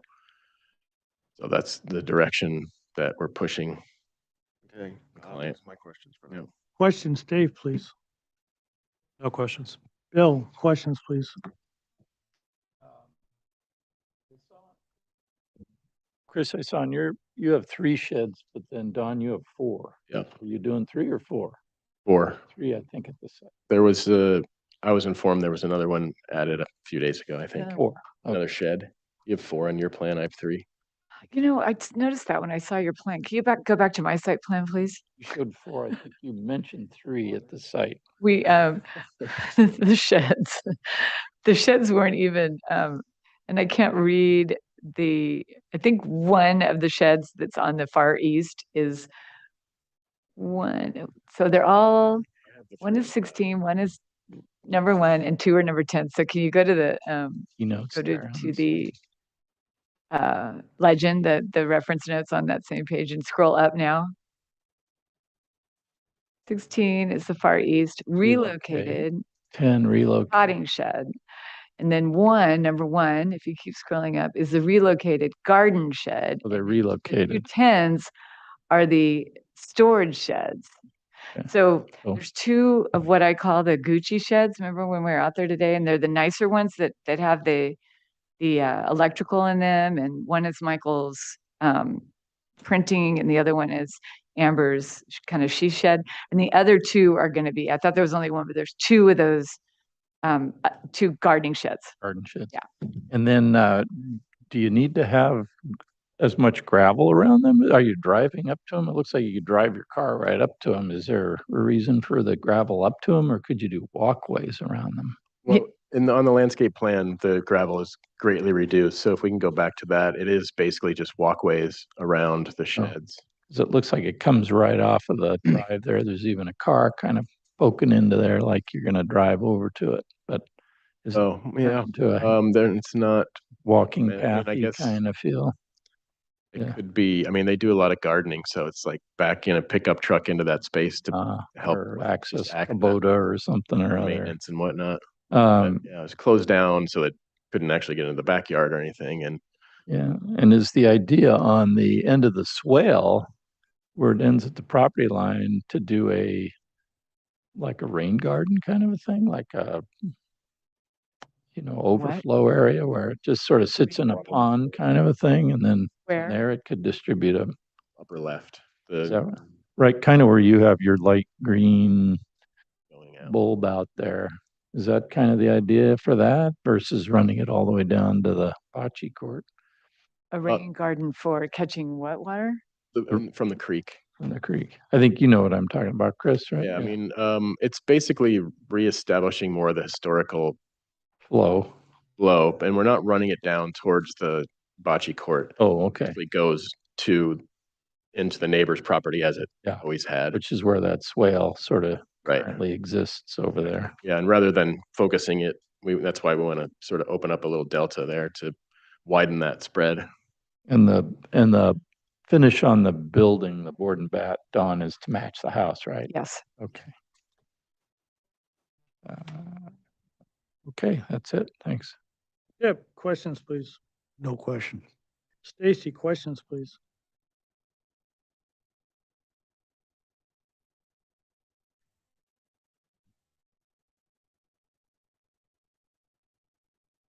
Stacy, Mike. It's not the current plan on the arborist report showing all of the circulation, even though he kind of vaguely mentions it. I'm just curious if Robert Maroka, if he really had a good look at this current plan to really comment on the effect of all the parking on that large 42-inch oak tree that's in front of the proposed garage. That area has not changed since the report. So he would have looked at that. And the whole reason we hired the arborist is because of making sure that we were placing the garage in the right location, in an appropriate location.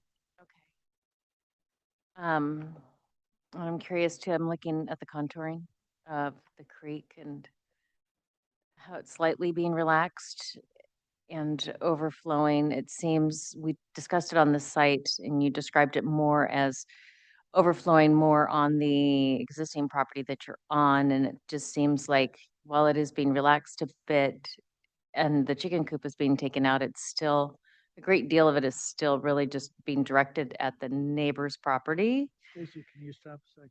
Can we go to? Curious, can we look at that? Can we go to the site plan that Dawn did?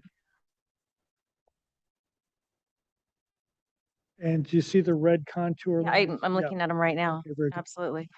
And I'm not seeing a civil sheet in here. This is just on the architect's site plan. That gives any sort of calculation as to this or more description to the regrading. Is there civil anywhere? We just got the revised survey a few days ago, and this is the preliminary grading and drainage right now. It'll be confirmed by a civil, and it has to go through creeks to be confirmed that there's enough dissipation at the property line to satisfy and maintain the existing historical flow. But yes. All right, thank you. Mm-hmm. And I have no questions. Public comment. We have one public comment letter. Is there anybody online or in the audience that wants to address the board, please? If you'd like to speak on this item, go ahead and raise your hand. Item number 4565 El Bosque. Okay, so this is actually a letter that we've received before, being very concerned about the pickleball court. And Dawn stated that that's been removed from the project, okay? So we are on for concept today. Comments, Rob? Don, I like your architecture. Chris, I think you're both talented. You both mentioned that you're looking to do something that you feel like it's agrarian and rural and simple, and I kind of find it's none of those. Actually, I find that it's really busy, and I think there's really a great opportunity to what you said is what I'm getting is it's really client driven. So it's like your hands are tied, and I think you're talented people that could do something far more interesting on this site. And I think it's really simple, not expensive stuff. I think it's like there's way too much gravel. Like the little sheds, all that could be. It almost feels like it's a day camp. It's like day camp Al Bosque or something. Like there's all these little, kind of amenities on there and stuff, and it doesn't have this kind of like rural residential quality that you expect in Montecito. And I think the gravel does a big part of kind of contributing to that, where like Bill mentioned, feels like you can drive up to it or something. And I just think it's like simply like reorganizing and taking the pieces that are already there and not really spending a lot of money and getting rid of a lot of the gravel and kind of making and taking advantage and bringing the oak woodland that's there and letting that read through, letting the drainage that's there and letting that read through and kind of working with those pieces that are already there and letting those kind of naturalize and then pulling that gravel in and minimizing the gravel and kind of organizing some of the functional pieces, the circulation on it, the structures on it, and then having the gravel only be where you need to kind of have circulation, have access, and let the rest of it go either some combination of ornamental landscaping to some combination of just leave it alone and let it kind of go and naturalize. And that's why I was talking about bringing in that like dry creek, riparian area, and letting that kind of read through and take advantage. So I think there's kind of an opportunity here that's being missed, and I sense it's because your hands are tied, and I guess I'm trying to free you up and encourage you to kind of go in that direction, even if you don't like hearing it. But that's kind of what I see when I kind of looked at this and what I see kind of going on out there. So thank you. Dave, comments, please. Well, first of all, it was really helpful to see the site and see the conditions, and I can support the project the way it's proposed, but I have some of the same misgivings that were just mentioned. I think it could be a lot more. The site planning's just missing a lot of opportunities, and it feels very stiff. I think if this is a rural kind of development, things would be a little more organic. The garage is just off to the side of the house, and you drive in that new driveway and you see it. And there's just a lot of opportunities that are missed. That being said, I can support the project and I can support the two driveways, given the fact that this is a corner lot. They're on opposite sides and the distance between them. And I like the way that one new driveway is recessed. I think that's a better condition. So I would hope you study the site planning and get a little more creative if you can. Those are my comments. Bill, comments. Yeah, I can support the two driveways, I think, for similar reasons that Dave has. I think coming off the private drive, that's like a separate little entrance, and the coming off El Bosque is nice that you're able to pull that gate back. So I'm fine with it. I'm fine with the architecture. I would like to see the windows divided lights, like you said, at the site. I think that would look good to match the house. And then really the only other area is just sort of that gravel around the sheds. They just sort of seem to be plopped down there. They're a part of the architecture and in your face. If they were screened away and you couldn't see them, maybe it'd be different. But it seems like making little paths, that are more human scale and not driving your car to them. Like Rob said, it does feel kind of like Yosemite Camp. Where you drive your car right up to the side of the cabin. So I would like to see some of the gravel maybe reduced around there. The rest of it, I have no problem with. Tip, comments, please. I have nothing further to add. Stacy, comments, please. I mean, I agree with a lot of the other board members. I mean, I can support the double driveway. I can support the project just kind of how it is, but it seems like a lot of missed opportunities from a design standpoint, and the shed placements just seem kind of haphazard and with not a whole lot of thought put into them and their arrangement. And it just seems kind of like Shanty Row coming in. Not very, I don't know, very charming, really. Kind of takes away from any of the charm that I think the south portion of the property might have. And just, it doesn't give a whole lot back. But I mean, in terms of, yeah, is it acceptable to pass through it? It's modest. And I do like the new entry, and I think that's fine. And I'm fine with the bocce ball being halfway into the setback, especially since you took away the pickleball that would have been in the setback. And really close to those neighbors. So, yeah. So if we go back, this was actually a violation project. The owner really doesn't want to have anything to do with us. The truth is, he just did this on his own, and it's his property. He wants to do it his way. And from a community standpoint of view, which is what I think we're doing here, the buildings aren't particularly visible. I don't see that it's really overcrowded in any way. I mean, the last project that was really, this has nothing to do with being overcrowded. And so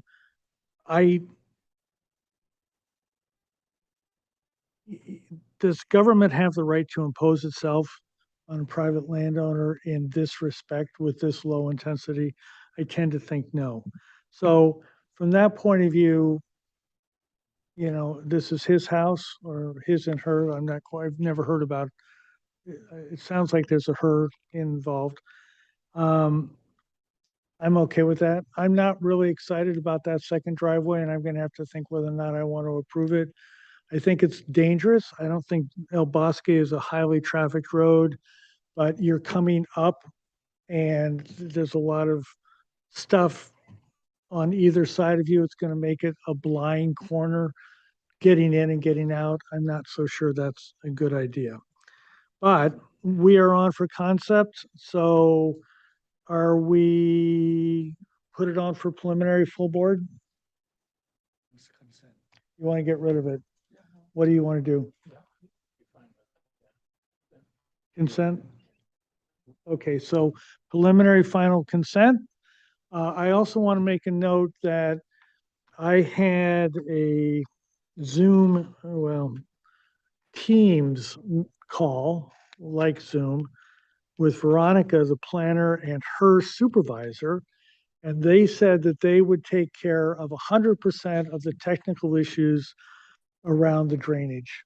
That all we had to be concerned with is the site plan in good shape, assuming that the drainage is taken care of adequately. So I wanted to make sure everybody knew that. Please include an FAR worksheet. Please, there are 4 sheds or 3 sheds. Those are exempted when they have no electricity and no plumbing. I think all of these have got stuff going on in them. Yeah, so they've got to end up on the worksheet, and we will see you at consent. Okay, thank you. Item number 5, 615 Hot Springs Road. Consider pulling back the Are you not? Oh, you're, okay. Consider pulling back the driveway approach to the north and adding some landscaping along the area. Agent to work with planner to determine if accessory structure is considered attached or detached to the single-family dwelling. There is a memo. Can we read that right now? Can I read that right now? There we go. So the accessory structure and ADU is considered attached to the single-family dwelling due to the hallway enclosure built in 2021 connecting these structures. Please see below the definitions pulled from the glossary section of the Montecito Land Use and Development Code. FAR presented accurately reflects the breakdown of the floor areas of the property. An attached structure with at least 5 lineal feet of wall serving a common wall with the structure to which it is attached. An attached accessory dwelling unit, an accessory dwelling unit that shares at least 5 feet of common wall or is attached above or below the principal dwelling or a attached accessory structure. So, Daryl, are you here? Yeah. I Hi, thought I saw John. Derek up there. Okay. We're both So the floor is yours. I've read the minutes. I've read the definition. What are you guys up to? Okay, great. Try to keep this as succinct as possible. Thank you for being here this Can afternoon. you speak up, Daryl? Yeah, sorry about that. I'll be as succinct as I possibly can. If you guys will go to PDF page 9 on the project.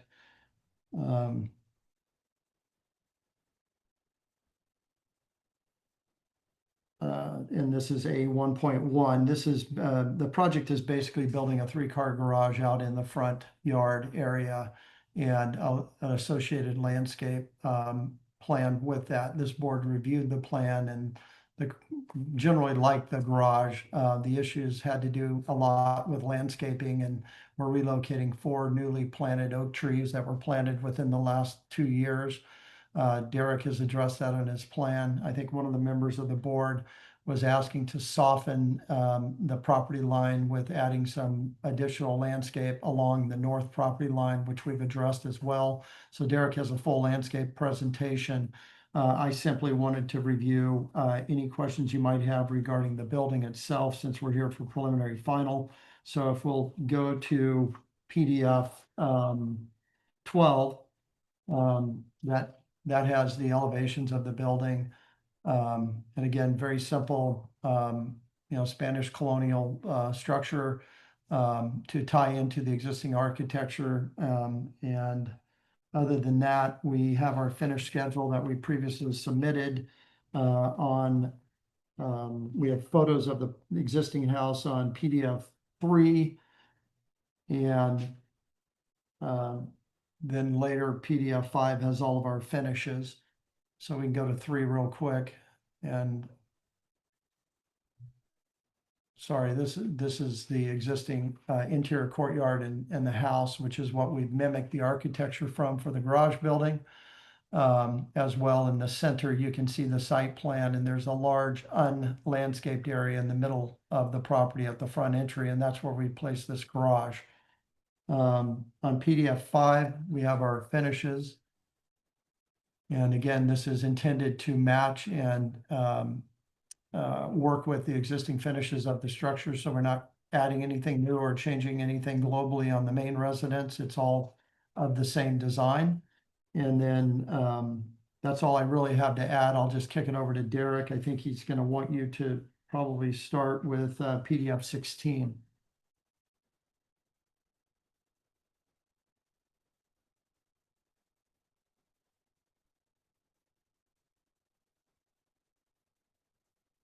Maybe 15 is more in order. We can go back. This is the conceptual landscape plan before we actually put plants on it, but it shows the layout of the site and how this motor court gets realized, and then also where the garage is relative to the entrance. Yeah, Let's go to LP1.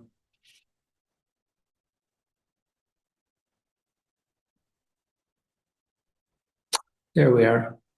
So to address the first comment, we did pull that motor court about 2.5 to 3 feet away from the wall and have planted some lomandra and agaves in there. And then the rest of the palette in the courtyard, one major move is the Shinus Mole in the middle of the motor court. That is actually existing about maybe 8 feet further beyond that circle. So, but it's a nice specimen and the owners like it, so we're going to relocate it to that position. And then we do have a number of oak trees that are identified as QME. There's 3 together on the east edge next to the driveway entry.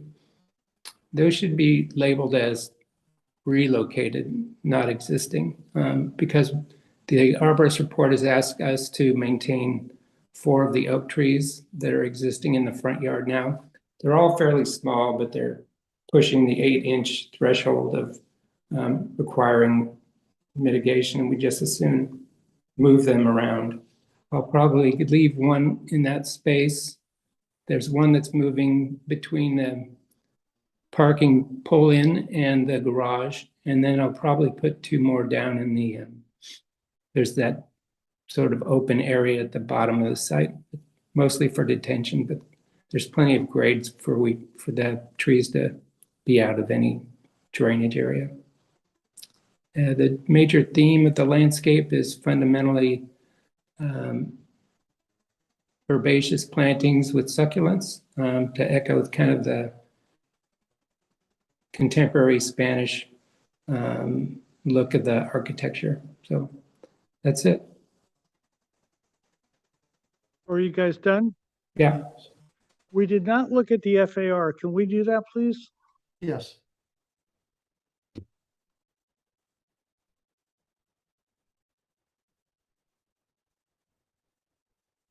Next one up. Okay, can you zoom in on that?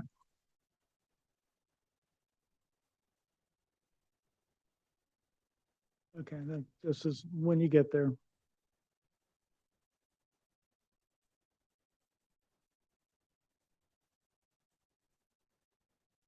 Okay, so Derek, you have a first floor plan of something, I can't read it, 4,000 something. There's actually, I don't know if it's an attached or detached building that's attached to the ADU. Is that accounted for, please? We have the cabana, which is 200 square feet, and the new proposed detached garage of 843. So everything has been represented. Okay, so can we go to this, any of the floor plans or site plan? Okay, can I?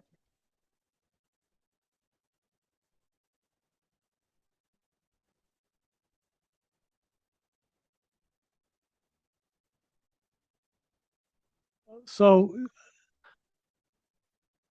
are you following along with me? Okay, so as I understand it, the ADU is from here to here. Is that correct? No, the ADU is at the back, John. It's parallel. Here too? Yes, correct. It's there. And what's this then?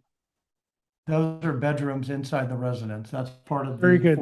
And that's included in that 4,000 something? Correct. That's in the 49. Very good. Thank you. Okay. There's an FAR study that they did. I think it's on the next page. Or there. So that's their conclusion. I did do one, and it should be included in there. And then down. So it turns out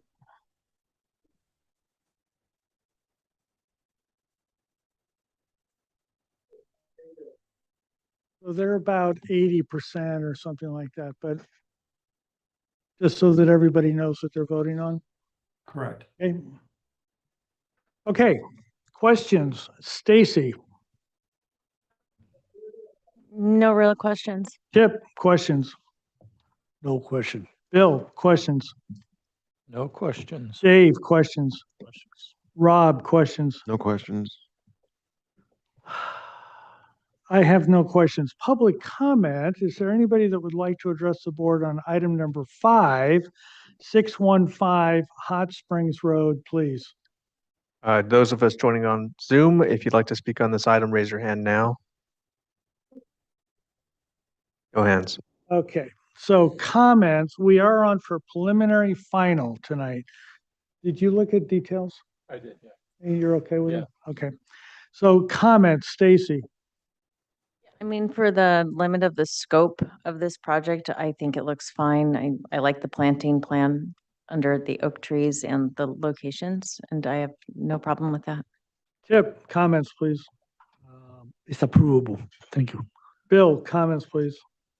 Yeah, I could approve it as submitted. I realize the FAR is a little higher, but they're just a little over the 75%, so I could approve it. Dave, comments. Yeah, I can support it based on the neighborhood study they provided. Rob, comments, please. I think the whole project lays out really nicely and well organized. The only shortcoming for me that I think can be dealt with in the field is the retention basin doesn't really fit the space, and it's kind of an important view as you come in, and you might kind of look at that. I think maybe that can be resolved when you actually plant it, so it doesn't become an eyesore like a Whole Foods version of it. So, but otherwise, I think you've done a really nice job with the project across the board. Thank you. I believe that height, setbacks, and floor area are all items that should be in the ordinance and are therefore should be considered black and white. This is over anything that we've done. It's not a lot. I agree with that, but I'm going to vote against the project. Is there a motion for approval, please? I'll move to grant preliminary and final approval of 615 Hot Springs Road as submitted. Is there a second, please? Second. Further discussion, please. All those in favor? Aye. All those opposed? Nay. Let's take a 5-minute break. Thank you.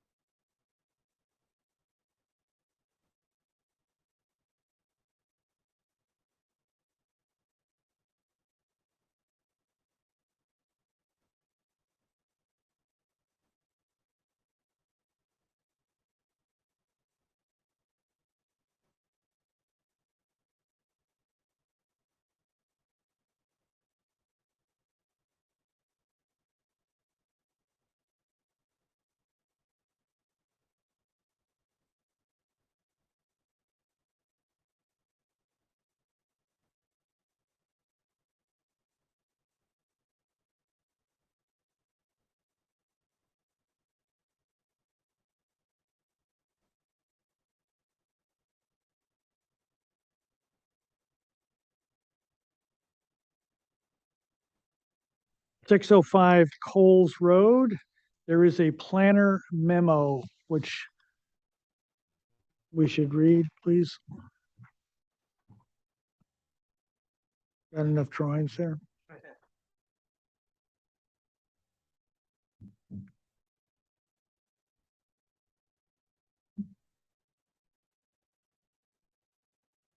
Okay, okay. Okay, highlighted in yellow on the photos that are coming up. Maximum height in ridgeline hillside locations, in addition to the height limit applicable to the structure as described in subsection C1, a structure subject to Montecito ridgeline and hillside development shall not exceed a maximum height of 28 feet as measured from the highest part of the structure, excluding chimneys, vents, and non-commercial antennas, to the lowest point of the structure where an exterior wall intersects the finished grade or the existing grade, whichever is lower. So, can we go down and take a look? So that yellow section there, is there another one down below? There is, nope, okay. That's hillside ridgeline, okay? So if we can go back up. Which one? The yellow. Red, in order to provide for architectural character, architectural elements whose aggregate area is less than or equal to 10% of the total roof area of the structure, or 400 square feet, whichever is less, may exceed the height limit by no more than 8 feet when approved by the MBAR. So can we go and look at that, please? That's that, and that's that, okay? So, and we have to make findings, correct? Kimberly, Correct. for both yellow and red, or just red? Just in general, highest maximum. Okay, very good. Just to clarify that, they're over in the yellow and then they're over plus in the red. Right. So yellow is over 28 feet. The red is also over 28 plus. Yeah. So my question to that is that in a bunch of oaks, or is vegetation around there have any mitigating or any? One of the 7 hills of Montecito Mhm. in the middle of the site. Now, the other question is they could have kept it in the yellow because they would have been allowed to have over 400 square feet at 8 feet above the 28, right? No? 8 feet above 25. 33. Town the So the yellow is up to 28, and then the red is what's going over. So the yellow is 28 feet or 25, 28, The bottom of the yellow is 25, right? 28. No, because slope roof has be 28. You just said you can't add on top of that. So the bottom of the yellow is 25.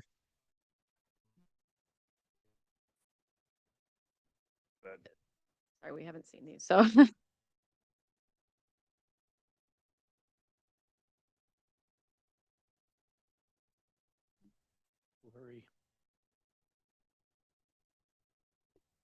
Well,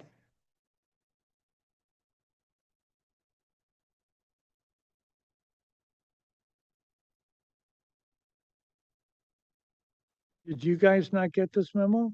No, we didn't. Yes. Yes. Ooh. Yes. Okay, that was a major mistake. And Kathleen wrote me earlier today and said, I'm out of town. Or she said, I'm out of the office, actually. So, So my understanding is that it's not 8 feet over, it's 8 feet plus the rate. Am I right? okay, so let's go back up here. Let's start with the yellow. Maximum height in hillside ridgeline, in addition to the height limit applicable to the structure, shall not exceed a maximum height of 28 feet as measured from the highest part of the structure, excluding chimneys, vents, and non-commercial antennas, to the lowest point of the structure where an exterior wall intersects the finished grade or the existing grade, whichever is lower. So that means, I guess I was wrong. I guess the upper portion of the yellow is 28 feet. 28 feet. Okay?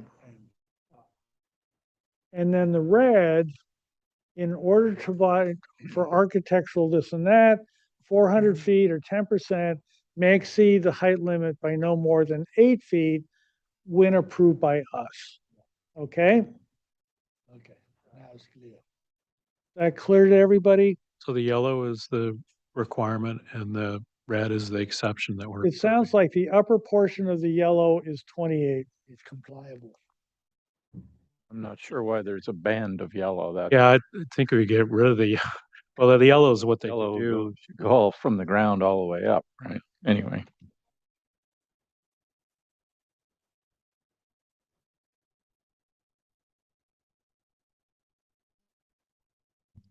And we had previous, sorry to interrupt, we had previous correspondence with Kathleen demonstrating we met the requirements through our site roof plan, which has all the datums called out for existing grade, proposed grade, top of elements. And yeah, we've gone over this with her on quite a few times.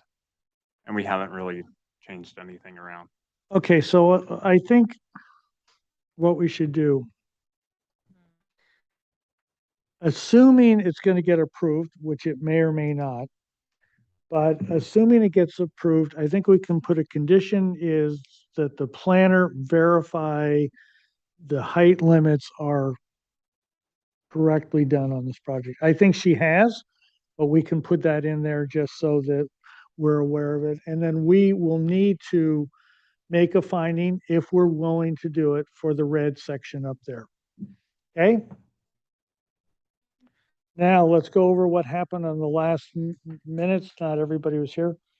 Nice project in architecture. Majority of the MBAR can support the height of the tower element, which is what we're talking about. MBAR members appreciate the efforts to reduce the grading quantities, but remain concerned about the amount of export. Continue to study options to reduce grading, export, and truck trips. Reduce hardscape and paving. Study options to fully shield generator and reduce or redirect noise away from surrounding neighbors. Consider utilizing electric batteries for backup generators. Return with full details. So we are on today on this project for both preliminary, I don't see that, where is this? Yes, for both preliminary and final. The board did not want to give it preliminary last time because of the grading. I think primarily, I think there were some smaller issues. You're still sitting in the back. Come on, don't be shy. So I had a hard time getting him to the table last time. So we can go over the entire presentation or we can focus on this. I've been here every meeting. I'm willing to do just the stuff that we talked about here. But if anybody else feels we need to do the whole project, please speak up. No? Okay. Anybody? You've worn us down. Okay, so what happened with the grading, please, Mike? Took a look all around the site, and I don't know if you recall all the reasons I gave last week of what was left, where we could fill. And the fact that the soils engineer doesn't really want to see us use that soil as fill. But we did go back and we found a couple places where we could lose another, I think it was 700 yards. So we're down to almost reduced at 75% of where we were a year ago. But reducing it further just gets to be very, very expensive. In order to get this last several hundred yards, we had to add retaining walls. And it really starts to change the perspective of the job. And so but we added some low retaining walls. And How high? can we go to C 2.0? Let's say C 2.3. Is it part of the civil or? Yes. Yeah. Civil 1 Sorry. document. Page 7.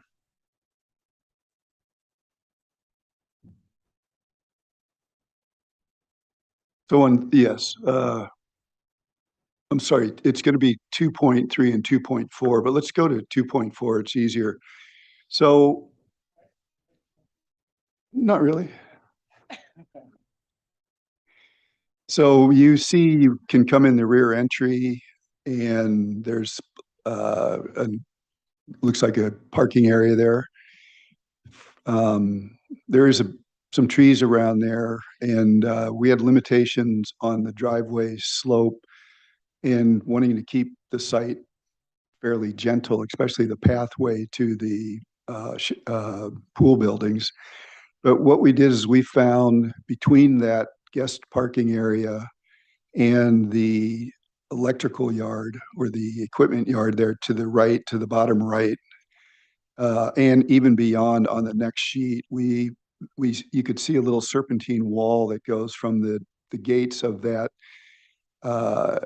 um, yard area over to the parking area. That wall is probably maybe 3 feet, 2.5, 3 feet. And that's where we got 313 yards there. And if you go to C 2.3, that kind of extends around. You can see the top of the service yard there. Those are new contours there that you see between the patios and the property lines. So all of that totaled whatever I just said, 313. So we looked all the way around the property of putting more fill in or retaining walls, and it's a very expensive solution that, starts to make it look unnatural. But so we got 313 there, and then another spot is on sheet C 2.2.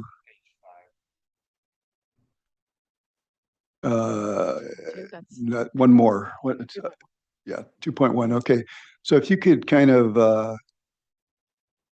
blow up the lower center part of that, where the equipment yard is. And then to the right, just a little bit right there.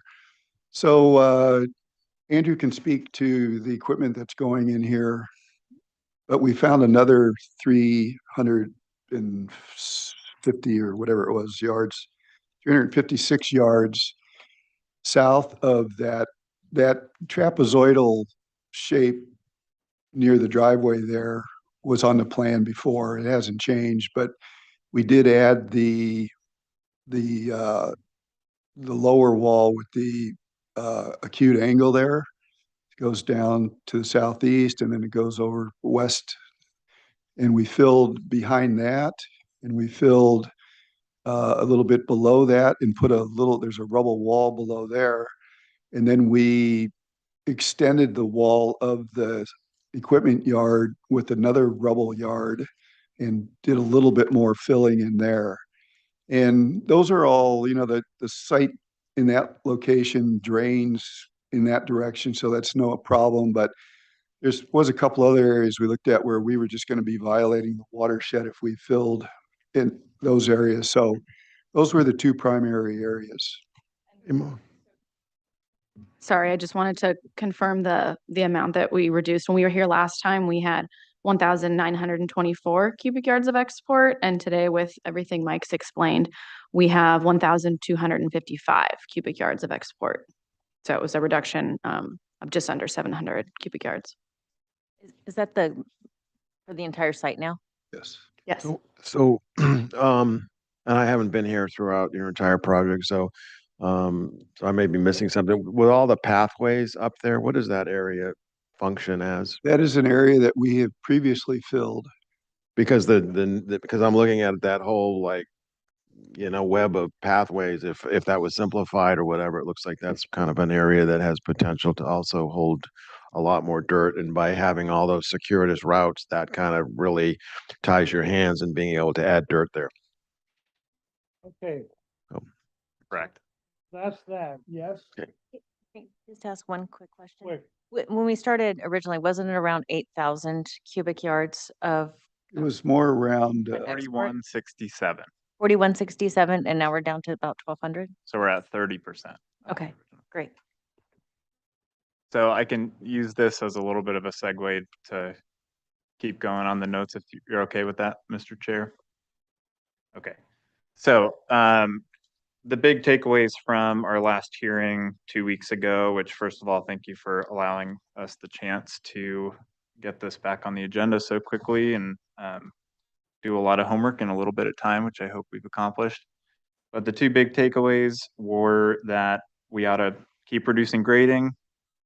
We ought to reduce some hardscape at the turnaround here, and we ought to reduce generator and equipment noise if we can. So 3 things, not 2.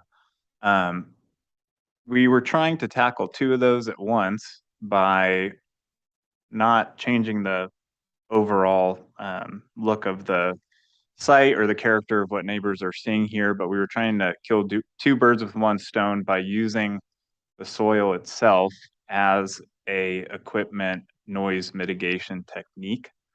So the south wall of this utility yard has been raised 1 foot, but we have created a berm behind that with soil that will plant out. And in order that the utility wall previously was a taller wall, it was somewhere in the vicinity of 6 or 7 feet. We didn't want to have walls that were 6 or 7 feet. We heard from some of the neighbors last time that that's something we ought to avoid. And so we created this tier system, which is something that happens across the property and other parts of the landscape. So we have a first wall that's 42 inches, and then we have a lower wall that is a stone wall that at a maximum is 5 inches on the southeastern corner. And 5 feet maximum on the southeast corner. So in theory, we could have gotten rid of a little bit more export here, but we didn't want to, leave any neighbors looking at a giant dirt pile or anything. We wanted something that seemed a little more natural to what we're developing here. If you look at How high is the wall? from grade, From the bottom of the generator, wherever it sits, to the height of the wall, please. so if you go to ARC 2, or I'm sorry, if you go to ARC 3, page 14, please.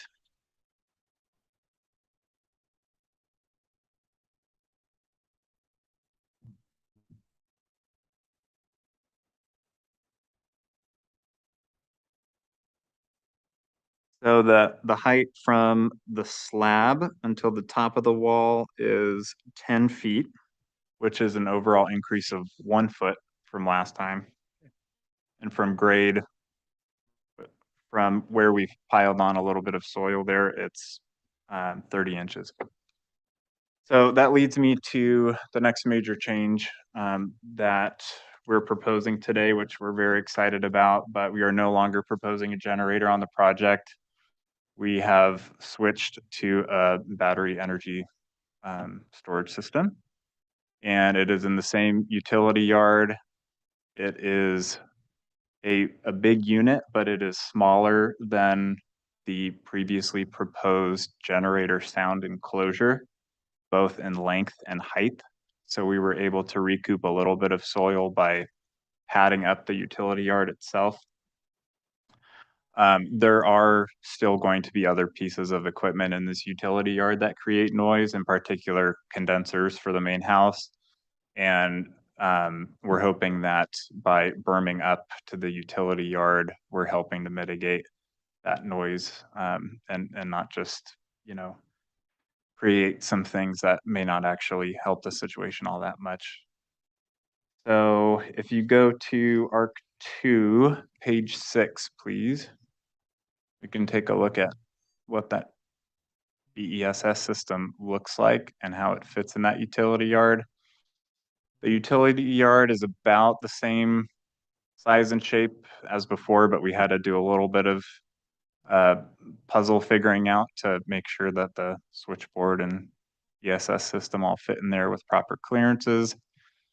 But in general, it's the same place where the generator was located. It is a very quiet system. The loudest component of the site, of the piece of equipment, is about you basically need to open the door to the generator to get the same, to the battery to get the same noise that the generator would produce. And that's at the loudest corner of that piece of equipment. So we're very excited about this, and, you know, proud to be a part of this newer technology. And how high is that unit It is, of the physical mechanical unit? it's a 9.5-foot tall container. It's, you know, it looks like a shipping container basically in that picture in the upper left.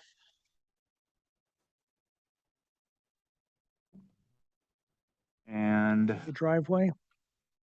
There was something about the driveway? yes, thank you. So for reducing the hardscape, if you go to landscape,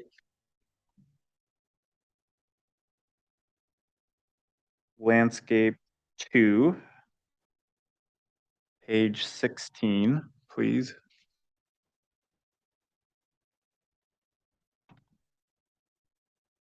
So last time we met 2 weeks ago, there was a comment about reducing hardscape, particularly in the Hammerhead turnaround area in the south court, right outside the utility yard. And we have added planting to the east wall of the utility yard and the west wall of the, we can call it the trash enclosure area.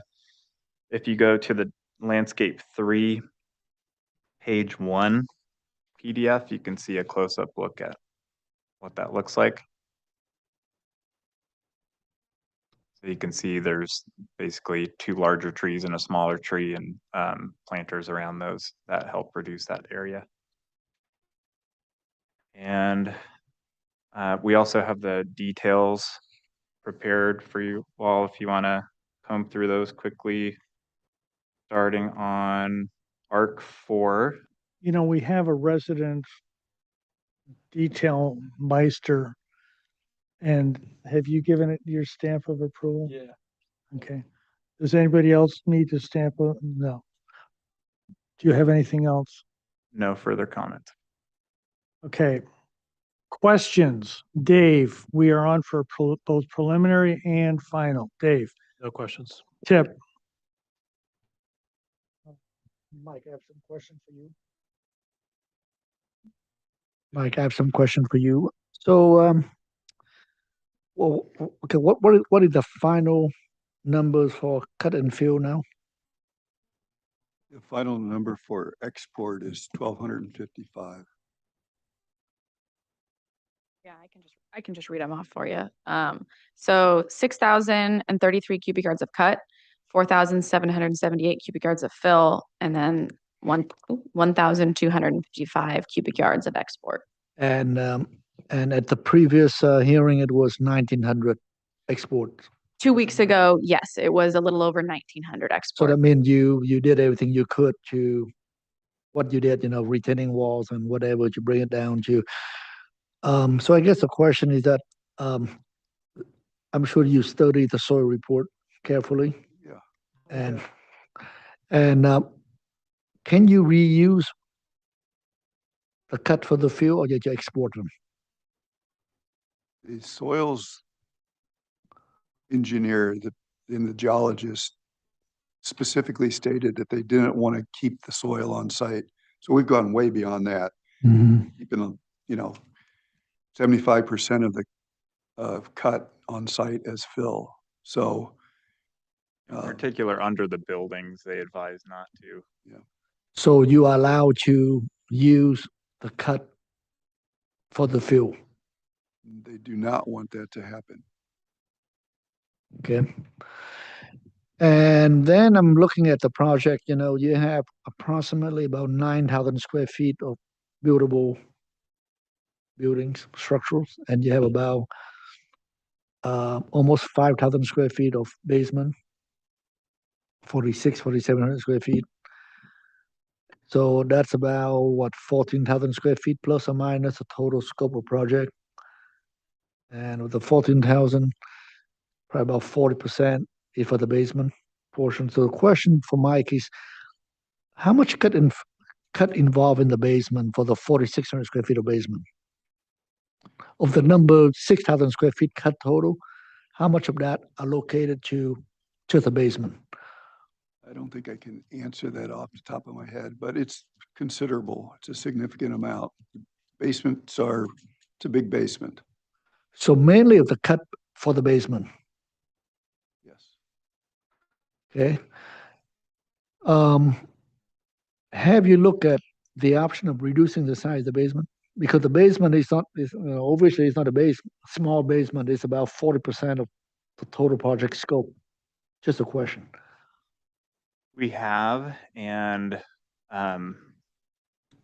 one of the areas where we'd like to even potentially keep tightening up on that, if we can, is in the mechanical rooms, because we're still getting to the bottom of every last piece of equipment that every consultant and vendor needs. And so if there's places where we can pinch in a little bit more, we can. All the mechanical room ceiling heights are already very small. And we've absorbed some of the site utilities areas into the basement in order to meet some of the neighbor concerns about noise going on onto their property. And so we've, really been trying to study the trade-offs of that and land in a good spot and make sure that those basements are as tight as we can. And if you look at the plan, there's 3 or 4 mechanical areas just because of how the house is laid out. And so the onus is on us to make sure those are running as efficient as possible.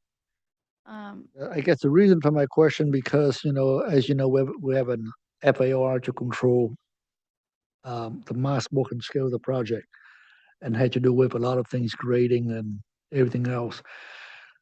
So by meeting the FAR requirement, but then you propose a very substantial basement, which based on my calculation is like something like 40%, 30% to 40%. So that in a way, that has an effect on what the guideline tried to accomplish. And you can see because of that, that's why you have, even though you did reduce down the amount of grading, it's still large because of that. What I'm trying to say that if you have no basement, then obviously you have no export. So where's the question in So the this? question is, which gets to the same question. I'm not looking for a little cut, here and there.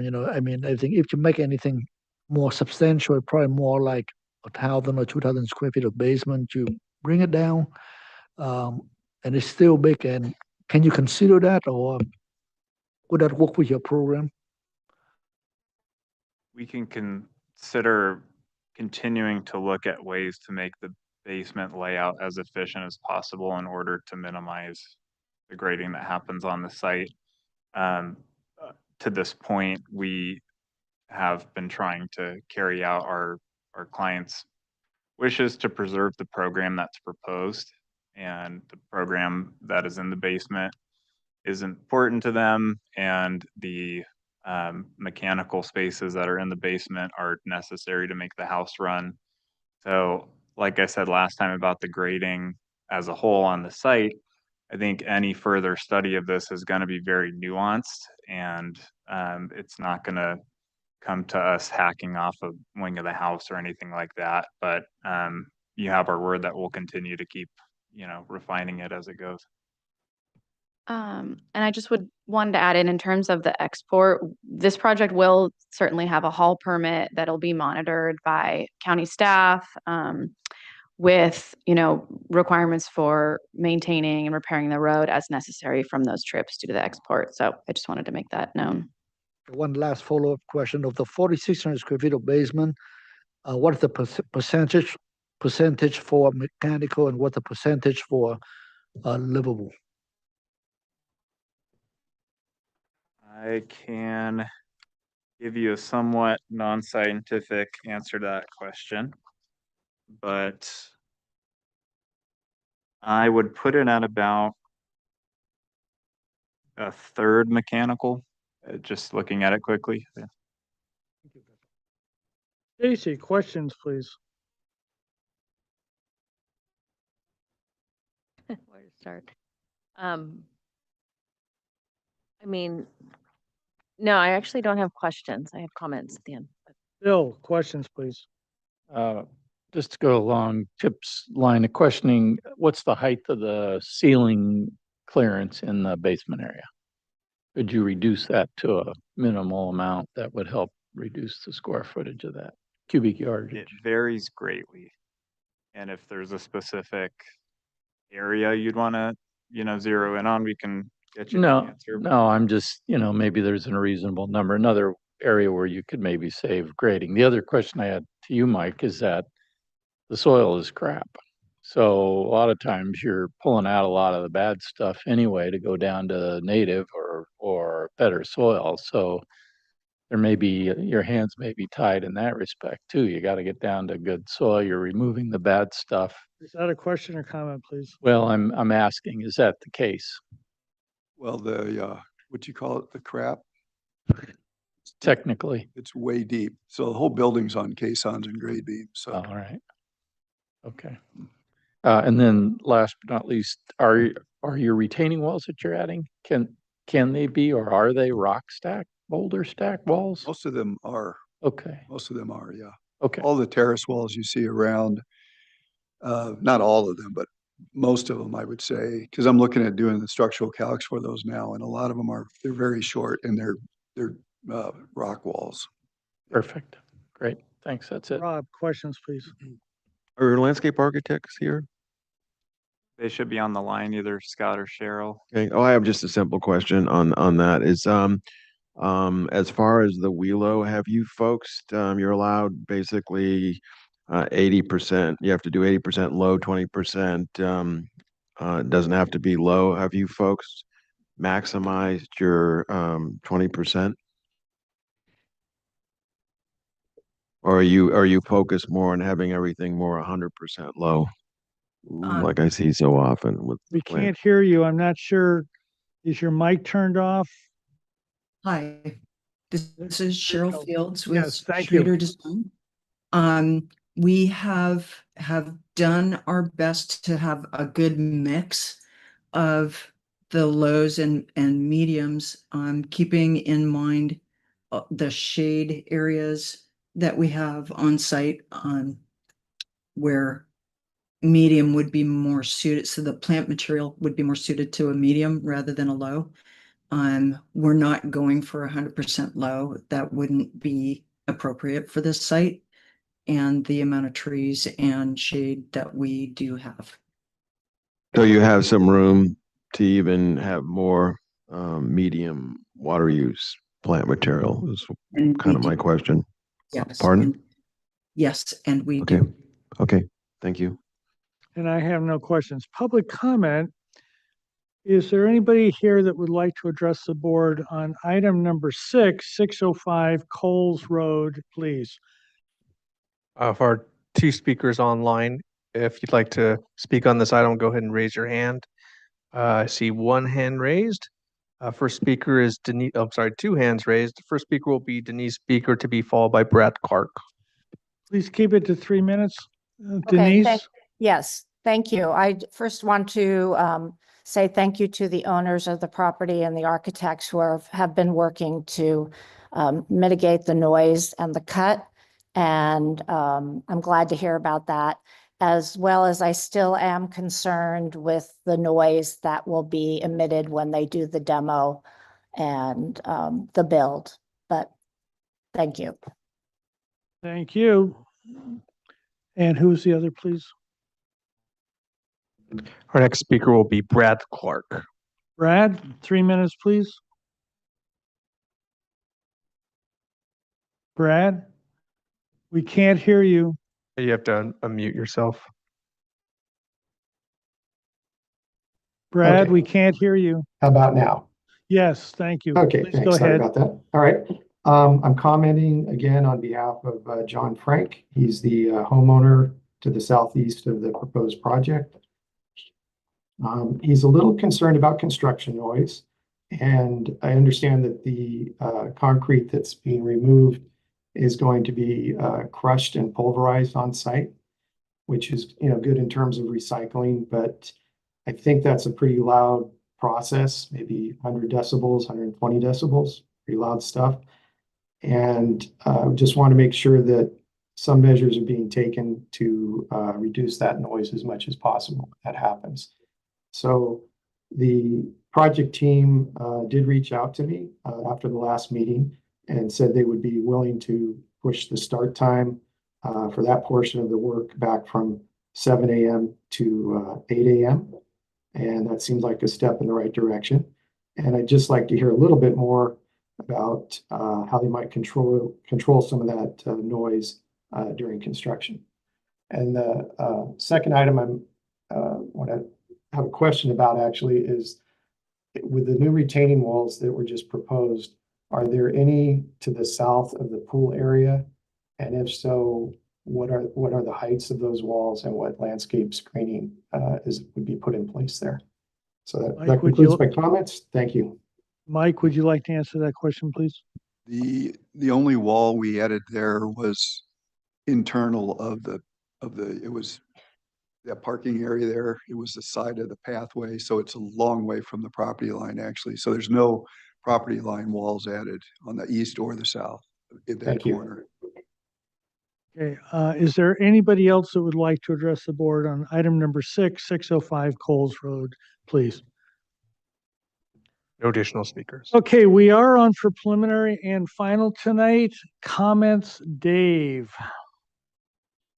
I appreciate all the efforts you've made to work with the board and the neighbors to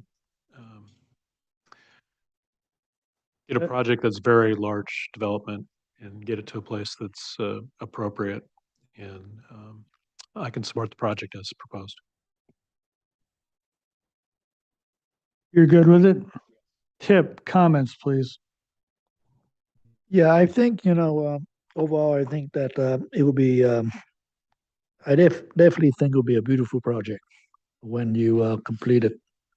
My main concern has always been from how do you get from here to the beautiful project at the end, and what the expenses that will be paid for by the county, the neighbors, and everyone else. And that's always has been one of my concerns. And one of the things I think your client will come to probably learn very quickly that one of the most unknown costs about building in Montecito is the grading.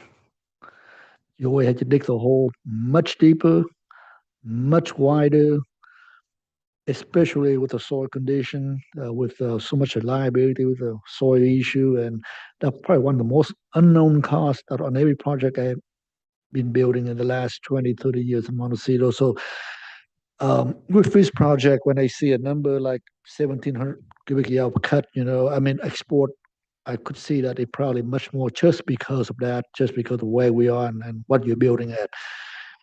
And I feel that and it's hard to do with a very large basement. But if you do a 4,600 square feet basement, you have to dig the hole over excavation more than 5,000 square feet to 6,000 to be a 4,600 square foot basement. And that's a humongous hole to dig and grading and over excavation. And that, I think, is really the problem of this project.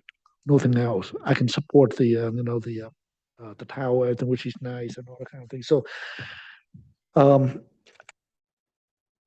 I really want to cut the basement down. I do understand about the mechanical space, 30%, which is normal to be expected. But the rest of it is more living spaces, and I prefer you to put it on site, but that might kill your FAR. That's why we have FAR. So I like to, just myself, I like to see bring the basement down to around 3,000 square feet. I think that would be a great help, and that will probably by the time you're done, you will export that many cubic yard anyway to make it work. So that's how I feel about the project. Comments, Stacy? I mean, I think from a design aspect, I think it's a really fantastical project. I mean, we don't get to see a lot of projects that are of this size and capacity and detail in a land of a lot of projects that are large in size, capacity, and detail. That kind of makes it a little bit extraordinary, and also its history as being a hilltop, one of the barons. And also having seen the previous project that was approved, I think this one is vastly superior. So I can support it from that. I do hear Tip's comments and the concerns, and I know too, if this is the soil that I think it is, it's gonna need a lot of amendment to work for the landscape. It's gonna take a lot more truckloads of other materials coming in to make it work from that aspect. So, you know, as a person who deals with a lot of the soils and the conditions of what's left over, I can appreciate and kind of start to calculate how many additional loads are going to come in and also possibly leave. And, but I think you've worked really hard to reduce it to a minimum, because I started counting truckloads based on 10 cubic yards. And I think you have it down to 126 loads leaving. Where I've seen projects that look like half this size that had twice as much going. But it is hard on a little road and neighbors, and it will probably take a few years, I assume, to build. And probably a 36-month duration is what I imagine. You guys are probably thinking, no, really? If not more, if you encounter problems as well. So, but I think I could approve it how it stands today, especially considering where it started in terms of impact. Is that it? Mm-hmm. Comments, Bill? Yeah, I appreciate all the efforts you've made to get here, and certainly on the grading aspect as well. I really appreciate that. Maybe the heights of the basement ceilings could be reduced. That might help reduce some of the grades. Maybe the mechanical rooms could be 7 feet ceilings instead of 10 or 9 or whatever they are. Anyway, just some thoughts. I can approve it as you have it. Appreciate the battery, like the rock stack wall idea too, Mike. That's great. Make it a little more organic. The tower I could approve as submitted. I think it's pretty well a good distance away from most visible areas, unless you're a good distance away at the top of the mountain, you might be seeing it. And just to address some of the neighbors' concerns about construction noise, yeah, hours for sure. There are even some ways to use sound mitigation blankets on fencing and things like that. So maybe put some effort into that to be a good neighbor. That would be probably some ideas. So, but otherwise I can approve it as you've submitted it. Rob, comments, please. Do we have the overall kind of landscape plan, that colored version?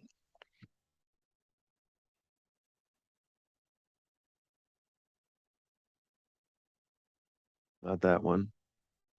There was a colored one. Got the L. Try the L2. Yeah, that works.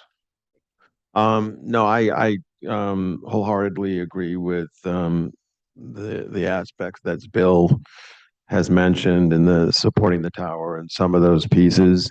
And then what Stacy said, is that a word? Fantastical. Okay, I like that. Okay, anyways, no, I think you folks have done a fabulous job, and like this project is going to be around for what, 50 to 100 years easily, and so like the you know, it's a project of the ages of where the level of detail I look at in the wrought iron and the paving patterns, and I mean, I, I think it's great. So I really appreciate it. My only um, comment is, and this kind of goes back to Santa Barbara history, and this is me that pushes this a lot. I see a lot of plans come in where everything is like completely native plantings. And so I go back to what Santa Barbara is known for. It's Santa Barbara subtropical.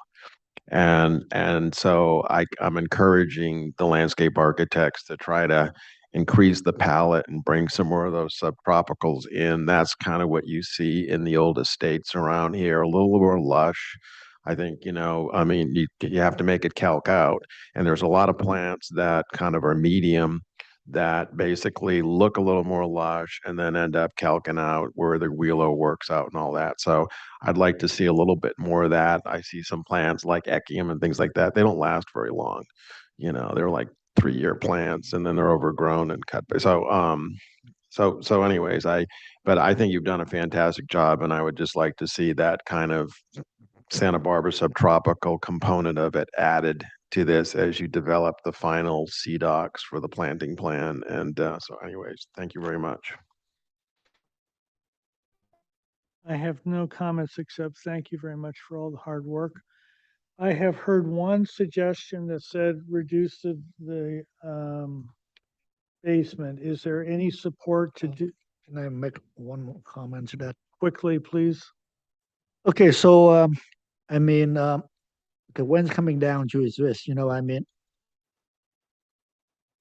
when you look at our board here, we have 6 members here, and I know that 7, but 6 today. 6 today. I know that Chair Watson lives in Montecito, and I also live in Montecito, and the truck, the dump truck, it's been a constant issue, and we personally experiencing it, and I know you probably don't live in town, and you probably don't feel it, and that's why it's important. I think, and this is the Montecito board. And I think that's an important issue that we whatever we do, we have to address the concern of the community and the grading. It's a lot of grading. So whatever you can do, I think that's just my opinion, and that's my recommendation. If other members don't agree to it, then let it be. Okay, let me try again. I've heard one impassioned plea from one member. Are there other members that cannot vote for this project because of the size of the basement and whatever? Okay, everybody's okay with it? I'd like to move for both preliminary and final as submitted, with the findings that need to be made for the height of the tower and I guess also for the yoga studio, portion of the roof of the yoga studio. Is there a second to that motion, please? Second that. Is there any further discussion before we make this? All those in favor? Aye. Opposed? Okay, so because there has been concern about this, there is a 10-day appeal period. There is a 10-day appeal period. Please check with Kathleen exactly about that if you want to do it. I believe it's not this coming Monday, but the Monday after at close of business. Actually, I'd like to vote against the motion. Tip wants to one vote no. against the motion. Did you get that, Kimberly? I did, thank you. Is there anything else? Thank you all. Good luck with your project. We have minutes. Okay, so we were all here except Bill. And so we'll repeat it just for him. Oh, you can't vote on it? Okay, so on item number 4, we don't need you to close out. Item number 4, comment number 1, we changed that to say MBAR members cannot support design or size of signage. We struck the location comment. Okay, Bill? Yeah, but we didn't say that it would, there's no configuration that you would permit that location there? I felt that we said that we could do it, but not the sign that was there.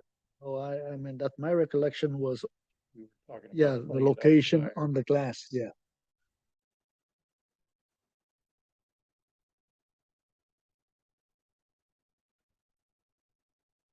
Yeah, I think another So- size D-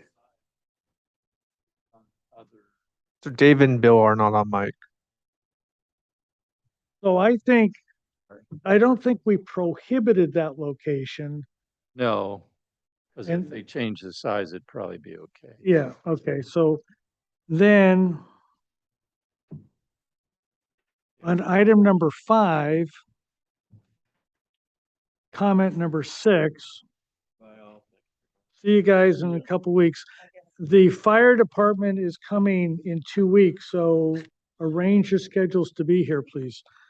Item number 6, consider engaging an acoustical engineer to analyze sound impacts, period. Then consider submitting sound study. Okay, rather than making it a requirement, and we'll see what happens when it comes back. That was the pickleball court up on Picacho. And that is it. I will move for approval of the minutes of July 24th, 2025 as amended. Second that. Is there any further discussion? All those in favor? Aye. Aye. It should be noted that Fowler and Isaac left the meeting just before this vote. So, So it would be an absence instead of an abstention. well, but now for the adjournment, Hmm. there's only 4 to adjourn this meeting. Who would like to move to adjourn the meeting, please? Move to adjourn July 24th. No, to August 7th. Oops. Sorry, David. August 7th. I was reading the wrong. August 7th. I'll mute. Adjourn August 7th, 2025, MBAR meeting. Is there a second? I'll second.